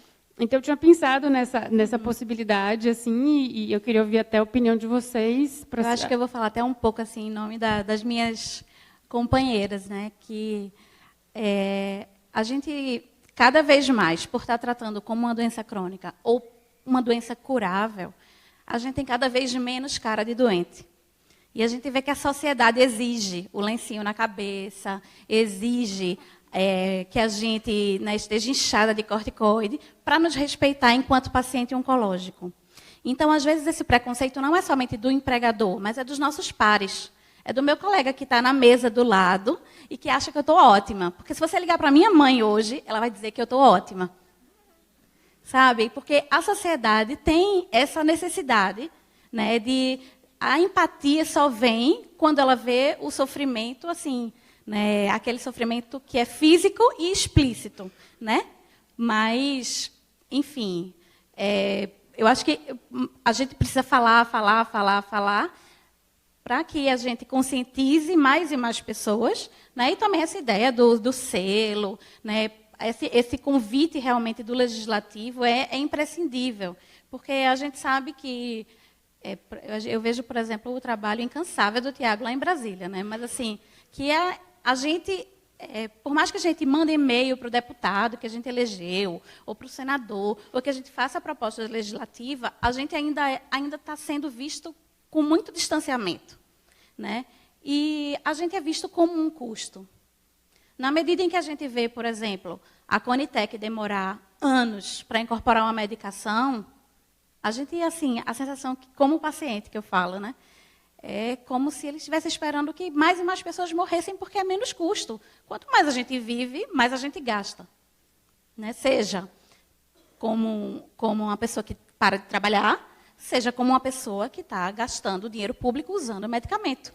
Né? Então, os custos sociais do câncer, assim, quando a gente fala, tem muitos vieses. Né? Tem esse viés, esse impacto familiar, diretamente, né? Uma vez que a gente pode parar de trabalhar, ou que a gente vai precisar de um acompanhante, e que esse acompanhante também vai precisar trabalhar, isso dentro da família. Depois a gente vai desfalcar a empresa, e a gente vai desfalcar o INSS, e a gente vai... Enfim, é uma bola de neve, né? Que tudo volta lá naquela máxima de que a prevenção, de que o diagnóstico precoce pode evitar muito desse impacto de custo. Queria só aproveitar essa ideia do selo e saber um pouco da sua opinião, da opinião da Fran, em relação a uma discussão que eu já participei e queria amadurecer a ideia. Né? Existe, por exemplo, a cota para pessoas com deficiência. E há uma grande dificuldade das empresas de preencherem essas cotas. Grande dificuldade. A gente lida muito com hospitais, e tem um hospital fazendo de tudo para contratar pessoa com deficiência. E ele só pode mandar uma pessoa com deficiência embora se contratar outra. Então, a pessoa com deficiência, né, falar de uma forma mais simplória, ela tem uma empregabilidade muito grande nesse aspecto. Só que a pessoa tem que ser... uma pessoa com câncer não necessariamente é uma pessoa com deficiência. A pergunta bem objetiva que eu gostaria de fazer para vocês duas é assim, incomodaria, por exemplo, se existisse na legislação a previsão de que uma pessoa com um diagnóstico de câncer, né, essa pessoa poderia ser considerada deficiência para fim de preenchimento da cota? talvez teria o estigma de ser uma pessoa com deficiência. E para as empresas, seria interessante ampliar esse espectro de potenciais beneficiários da cota. Né? Será que isso não seria um ganha-ganha? Acho que é esse ponto que eu queria chegar. Pode ser você. Pode. Bom, o problema é crônico mesmo, a questão da deficiência, porque a demanda é muito maior do que a oferta. Então, esse descaso... E num país com desemprego, gente, porque uma coisa que a gente não falou aqui, que tem 14 milhões de pessoas desempregadas hoje. Né? Hoje. E imagina o custo disso pessoal para eles e para a economia desse país, que é o que nós estamos arrastando, né? Nessa... Exatamente. Não, aí tudo misturado, né? Não, porque não está identificado, mas assim... Esse pano de fundo a gente não pode perder de vista, porque senão essa discussão também fica, né, num plano muito, quer dizer, num momento econômico diferente, você tem realidades de reações bastante diferentes também. Mas voltando para a questão do que você me trouxe, esse descasamento entre oferta e demanda que gera esse desespero. E aí eu roubo de uma empresa que rouba de mim. Bom, enfim, é uma inflação terrível de salário, paga multa, pessoas de difícil... Assim, né, nós estamos discutindo o recorte, claro, desse tema, mas assim, se nós estivéssemos falando desse grupo, são pessoas de dificilíssima inserção dentro do grupo, porque aí chega com estigma real, você só tem emprego porque você está assim. Essa contrapartida a gente precisa ver o custo disso, porque aí começa a carimbar um negócio do tipo assim, você é protegida de alguma forma, né? Por alguma realidade. Eu estou aqui ralando e não estou conseguindo. Enfim, todas as misérias humanas que a gente vive dentro de nós mesmos, né? As nossas próprias contradições humanas. Então, tem, sim, um elemento que facilitaria, sem sombra de dúvida, uma parte dessa discussão. Eu acredito que sim, mas carregaria um ônus que eu não sei se no frigir dos ovos vale a pena. Entende? Aí é uma questão... Porque os dados que ela mesma trouxe, né, no caso da doutora Luciana, 60% de reinserção 2 anos depois, tudo bem que a amostra não é passível de ser... Ela não é representativa do Brasil. Né? Se eu estou entendendo, você não teve uma preocupação, é um estudo qualitativo, não é quantitativo de um grupo que não... Isso, era de uma instituição só, que era o ICES, Exato. Mas representa uma realidade do SUS. Acho até que... Exato. Então, ela não é extrapolável ao Brasil para a gente dizer 60% teria reinserção nessa faixa de salário. Não, né? Eram pacientes, na verdade, sem doença metastática, então era uma população específica, pacientes menores de 57 anos, com câncer de mama avançado, mas não doença metastática, e num cenário SUS. Então, Entendi. isso até é algo interessante, a gente está com um projeto junto com a Oncoguia para a gente ampliar essa análise olhar, e tentar né? entender o que acontece com outras populações, até não só câncer de mama. Então, esse é um projeto que a gente está querendo iniciar em breve, então já deixo essa mensagem para todo mundo se cadastrar no Oncoguia, mandar seus e-mails para poder, quando a gente colocar isso adiante, a gente poder contar com a participação de vocês. Essas informações são muito importantes para debates como esse, né? Olha, porque só aí só uma ideia que me veio na cabeça, o paciente de câncer, ele faz jus à isenção, por exemplo, do imposto de renda, não faz? Aposentado. Não, e ele Será tem que se acesso levasse ao fundo de garantia, as empresas... gente. Outro aspecto, assim, se eu não me engano, é a única doença... também, verdade, que dá acesso ao fundo de garantia. Quer dizer, ele tem algum tipo de tratamento, ainda que limitado, entendo, né, acredito, mas ele já está diferenciado na legislação. E se a empresa que acolhesse os pacientes com câncer tivessem algum benefício fiscal, tributário. Existe essa ideia de proposta de ser encaminhada, trabalhar para isso? Eu acho que essa seria uma outra estratégia, não sei, a história do selo. Eu sei que tem alguns, por exemplo, pacientes com deficiência visual, ou pacientes, enfim, existem vários graus de... Mas aí está dentro de uma cota que já existe. Não, mas não, aí esse entraria na verdade, não é nem cota, não. É o selo mesmo que eu tinha pensado. Não eram cotas. Entendi. Era selo tipo de empresa amiga do paciente com câncer, entendeu? Mais no sentido até de mobilizar essas empresas para conversar sobre o assunto, para estabelecer estratégias de como vai receber esse paciente, como vai lidar com esse paciente, para que isso já esteja em debate, entendeu? Não esperar que o paciente tenha o câncer para eles entenderem como é que eles vão lidar, e aí, muitas vezes, eles lidam de forma errada, né? Porque eles não sabem como lidar, e aí vão no que acham que é melhor e fazem a coisa não bacana, né? Agora, dentro da linha da coragem que você trouxe, Maria Gabriela, eu acho que também a gente tem uma simetria na relação profissional, que aqui dentro do campo da coragem, eu acho que a gente precisa também sair dessa subserviência. Quer dizer, pegando o exemplo dessa sua paciente, mas sem achar que esse é o exemplo, que, né, não quero generalizar também e construir clichês aqui, mas quando você me trouxe para nós esse exemplo, eu fiquei pensando, eu falei, mas espera um pouco, está sofrendo assédio do cara do banco, que está saindo para ir, tá. Ok, espera um pouco, vamos combinar aqui os termos, então? São 2 dias a 4 meses? O seguinte, eu dou um dia das minhas férias, você dá um dia, fechou? Você entende?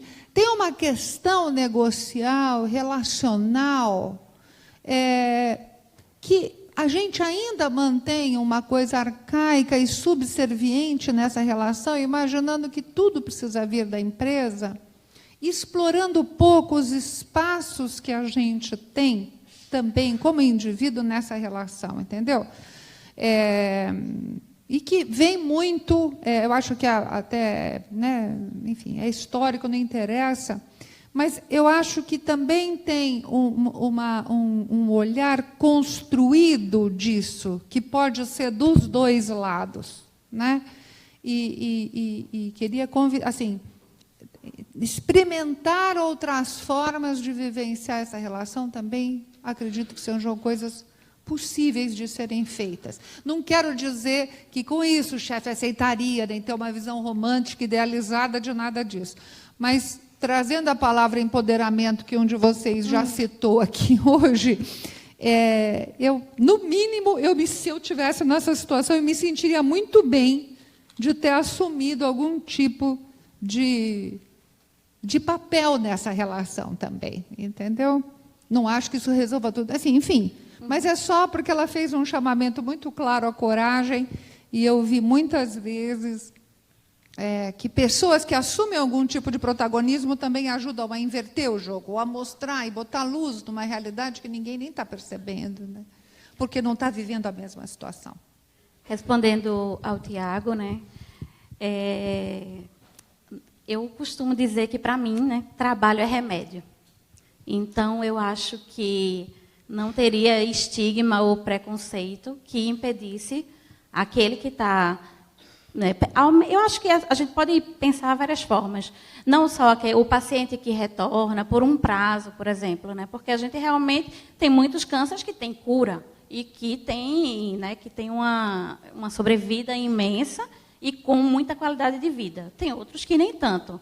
Mas eu como paciente, eu diria que trabalho é remédio. Então, eu acho que seria extremamente interessante.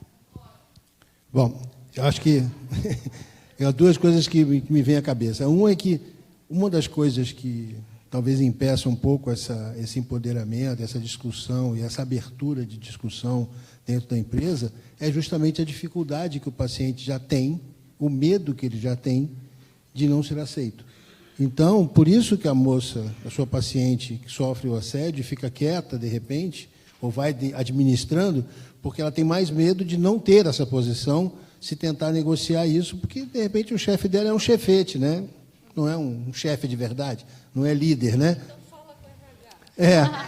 Se der para falar, né? Porque você imagina, a moça trabalha num banco, ela trabalha na filial lá de Petrolina, a central do RH, de repente, fica lá em São Paulo, vai ser complicado para ela negociar esse tipo de coisa.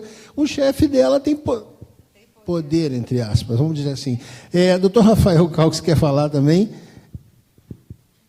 Desculpa, eu não devia ter direito de falar, mas é que eu quase surtei aqui com a ideia do Tiago, o que mostra que a gente tem discordâncias dentro do Oncoguia. Olha só, do ponto de vista médico-oncológico, o câncer está sendo transformado numa doença crônica para aquelas pacientes incuráveis e está sendo curado em 70%, 80%, 90% dos casos em países de primeiro mundo mais desenvolvidos que nós. E nós vamos chegar lá a curar 80%. E o que acontece é que, no momento em que você cria uma cota, você vai criar o mau uso da cota. Então, alguém que tirou um câncerzinho de pele vai usar aquele laudo ou vai falsificar um laudo de câncer de pele para poder usar uma cota eternamente. E eu iria em direção ao que o Josenir, na verdade, falou, a gente precisa de menos lei, mais bom senso. Então, menos cota. E, no sentido de bom senso, a Luciana está aqui do meu lado, ela mencionou a ideia de conscientizar empresas sobre a importância de ser fiéis aos seus funcionários, porque isso dá retorno. E eu posso contar de primeira mão, eu trabalho num hospital grande, onde assumiram para si o cuidado oncológico de todos os pacientes funcionários, e eu, por acaso, trato muitas das pacientes funcionárias com câncer de mama. Óbvio, é um câncer onde a maioria das mulheres vão ser curadas, mas a gratidão destas ex-pacientes com a instituição é uma coisa impressionante. A dedicação delas ao trabalho e a produtividade delas nesse trabalho é uma coisa imensa. Então, para o hospital, sem dúvida nenhuma, foi a melhor estratégia que eles acharam para fidelizar os melhores funcionários lá dentro, mesmo tendo que arcar com os custos do tratamento com o câncer durante alguns meses, né? Então, assim, tem que desmistificar o câncer, não mistificar o câncer e criar cotas para o seu tratamento. O que eu tinha sugerido não era nem as cotas. Lu, não, pode complementar que eu já falo. Tá. Não, a ideia do selo era, assim, também não acho que cota. Entendi. O selo era mais para a gente poder gerar burburinho mesmo, que as empresas conversem sobre o assunto. Eu estava tentando lembrar qual era o selo. O selo das empresas amigas do meio ambiente. Então, tem algumas empresas que têm realmente isenção de alguns impostos para poder ter esse cuidado, enfim. Então, eu acho que, de repente, isso podia ser algo interessante, né? Não, só vou complementar, adoro a sua ideia, e queria contar uma experiência que a gente acabou de viver. Há 10 dias atrás, teve um evento aqui em São Paulo que chamava Disrupt RH. Né, na linha de tudo agora tem que ser disruptivo, né, mais uma palavra da moda, a gente participou de um evento que trazia pessoas do RH para que eles começassem a pensar que a função deles, né, o cargo ali está em muita mudança e que eles precisam se reposicionar, se repensar. E o evento convidou o Oncoguia. O Oncoguia era a instituição apoiada pelo evento. E nos deu uma super abertura, né? A gente mandou uma cartinha, tinha uma cartinha pedindo, né, falando, inclusive, para essas pessoas que estavam lá nesse evento, que ser disruptivo era também abraçar o paciente com câncer de uma forma diferenciada. A gente acabou de fazer isso, né? E antes, até agora, voltando um pouco até quando a gente desenhou essa mesa, Françoise, essa minha amiga, que também tem muito contato com diretores de RH, tem lá um grupo de diretores de RH, e ela falou, gente, alguém aqui, né, mandou lá no grupo dela, tem algum case, né, alguma experiência bacana que faz dentro da sua própria empresa da forma como cuida do paciente com câncer? Ninguém. Assim, a gente sofreu, assim, porque eu queria muito ter alguém aqui na mesa que tivesse um trabalho. Eu conheço uma, né, que eu gosto muito, inclusive a gente já participou. Vou contar, porque a gente foi lá, é da Mafre. A Mafre tem para os funcionários um grupo que chama Cuidar, que se reúne mensalmente, e eles realmente oferecem informação, capacitação, esse formato de grupo de apoio. Né? Então, assim, o nosso pedido era muito esse, né? Que a empresa pare para pensar em quem é esse paciente, né, de que forma que dá para ser personalizado esse cuidado, essa atenção ou não, né, porque a gente entende que do lado da empresa também é muito complexo, e até ampliando um pouco mais, né, como é que os próprios funcionários se preparam para também receber esse colega de trabalho ou não, né, como é que a empresa abraça mesmo, é exatamente a ideia do selo, né, e assume uma postura diferenciada com relação ao paciente com câncer. Então, só para contar, pronto. Bom, obrigado. Eu conheço um outro exemplo, viu? Muito bom, é da PUC. Muito bom, excelente exemplo, exatamente, da universidade, tratando os seus professores. Eu, inclusive, perdi o ano passado uma amiga lá, de câncer de mama, não, de útero dela, e, na verdade, foi maravilhoso o trabalho, maravilhosa a forma como eles conduziram. E no final, inclusive, eles fazem uma missa dentro da própria PUC para a pessoa. Quer dizer, eles vão até o final, né, no caso, porque ela veio a falecer. Então, é um trabalho que acompanha o processo, abraça, cuida, e sustenta essa relação até simbolicamente o final. É uma escola com padres e tal, então, enfim, o próprio evento, né, da morte, a missa, etc., acabou sendo lá dentro. Então, é um outro exemplo. Agora, existem barreiras também com relação a essa doença. Gente, o meu avô não falava essa palavra, né? Eu imagino que os avós de vocês tampouco. Não falar esta palavra, abraçar abertamente o tema, criando movimentos, eu acho que vão exigir fóruns e conversas como essas, muito mais, porque as empresas estão acostumadas a tratar doenças crônicas, né? Hoje você vê, eu tenho vários exemplos com relação a isso, teria inúmeros exemplos para tratar várias doenças crônicas, né? Então, grupos de apoio ao pessoal que tem diabetes, grupos de apoio à obesidade, que é uma doença crônica que está preocupando demais, né? Demais, ocupa um espaço bastante grande.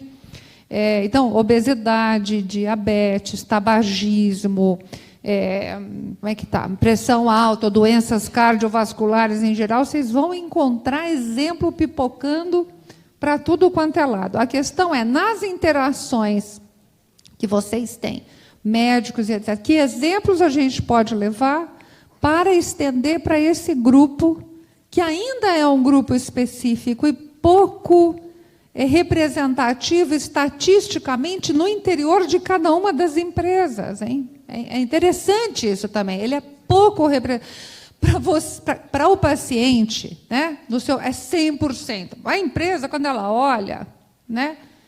Sei lá, é muito menor do que o problema que ela enfrenta com obesidade, com diabetes, com etc.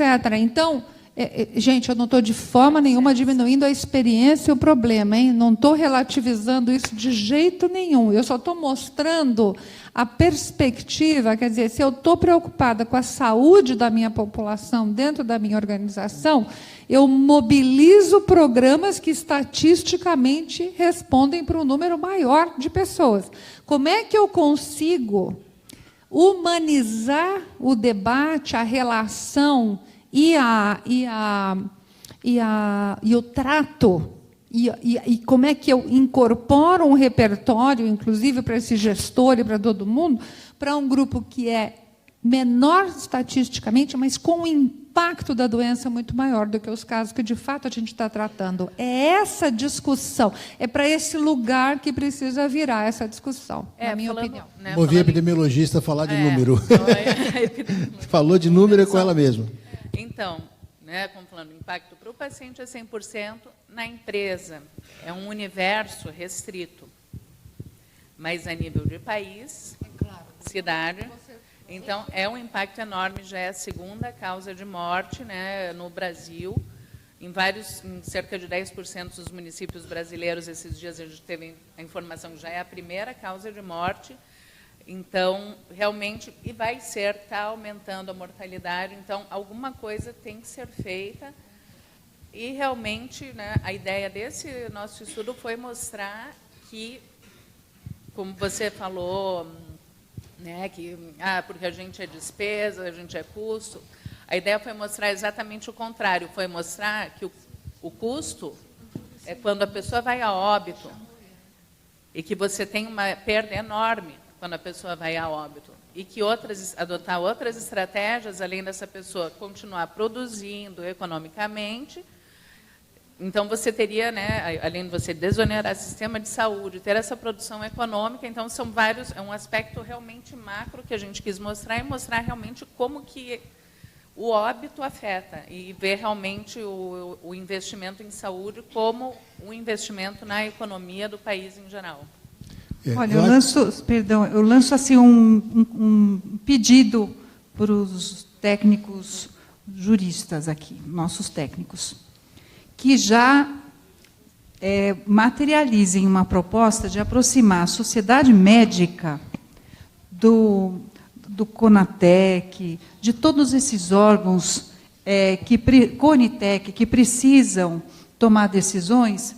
O próprio CNJ, que se fechou, o CNJ há anos está prometendo trazer um suporte técnico, pericial para as decisões judiciais do Tribunal de Justiça de São Paulo, e até hoje nada.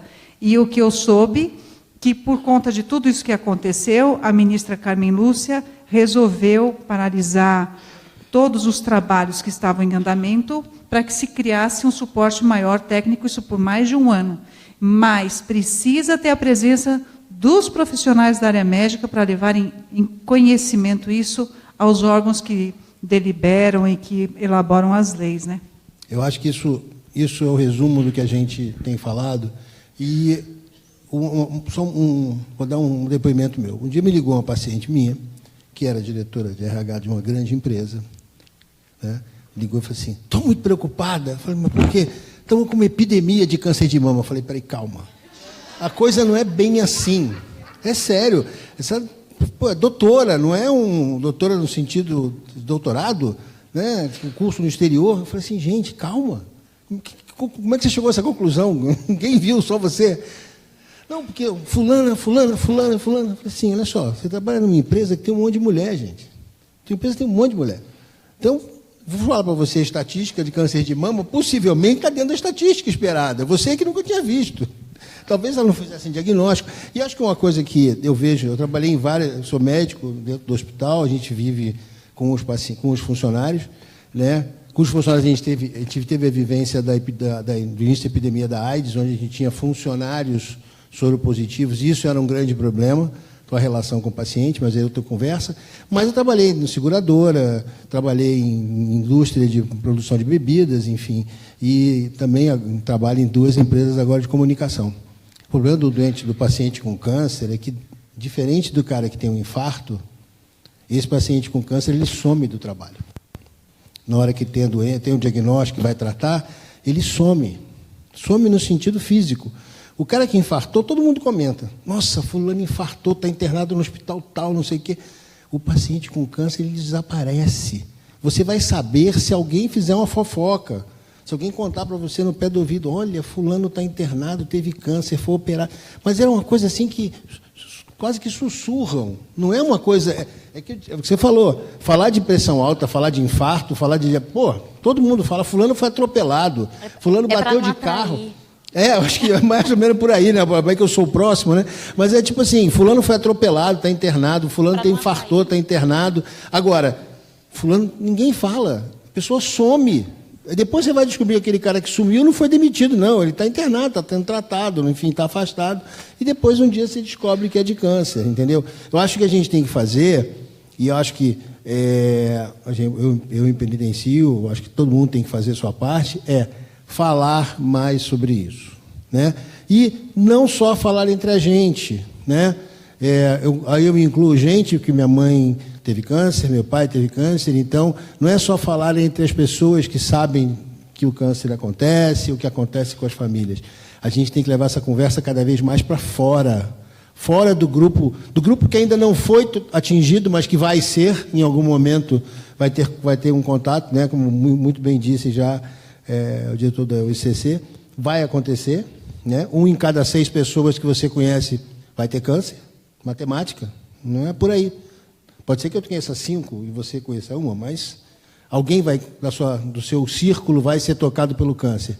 Então, a gente tem que conversar mais sobre isso para que vire um infarto, vire realmente, não só do ponto de vista de tratamento, mas do ponto de vista de conhecimento. Tem que se falar disso, não tem jeito. É assim que a gente vai conseguir. Bom, a gente está chegando no final, né, desse dia. Eu queria agradecer muito a todo mundo. Amanhã, tem um monte de perguntas que olha só, não fiquem chateados comigo. É que eu não queria mudar o tom da prosa. Tem muita pergunta de acesso, tem muita pergunta de judicialização, coisas até que já estão na previsão da discussão de amanhã. Então, se tiverem que reclamar, reclamem comigo. Fui eu que deixei a pergunta de vocês para ser respondida amanhã, para não cortar o assunto que estava sendo conversado aqui na mesa, viu? A culpa foi minha, eu assumo, tá? Então, gente, eu queria agradecer a vocês pela participação. Eu queria chamar a Luciana para falar do encerramento e convidar a todos e lembrar que amanhã o Dr. Rafael vai estar aqui e aí vocês podem perguntar tudo para ele vai responder.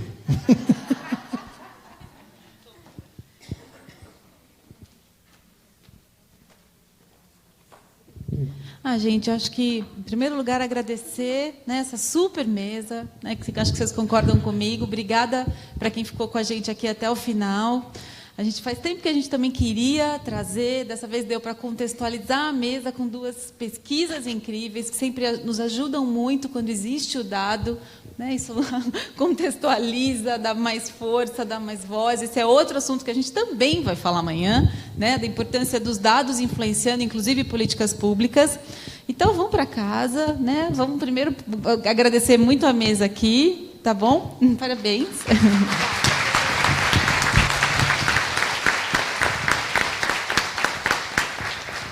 Agora vamos para casa e todo mundo amanhã aqui, a gente começar às 8h30, tá bom? E não se esqueçam que tem CGU no final do dia, hein?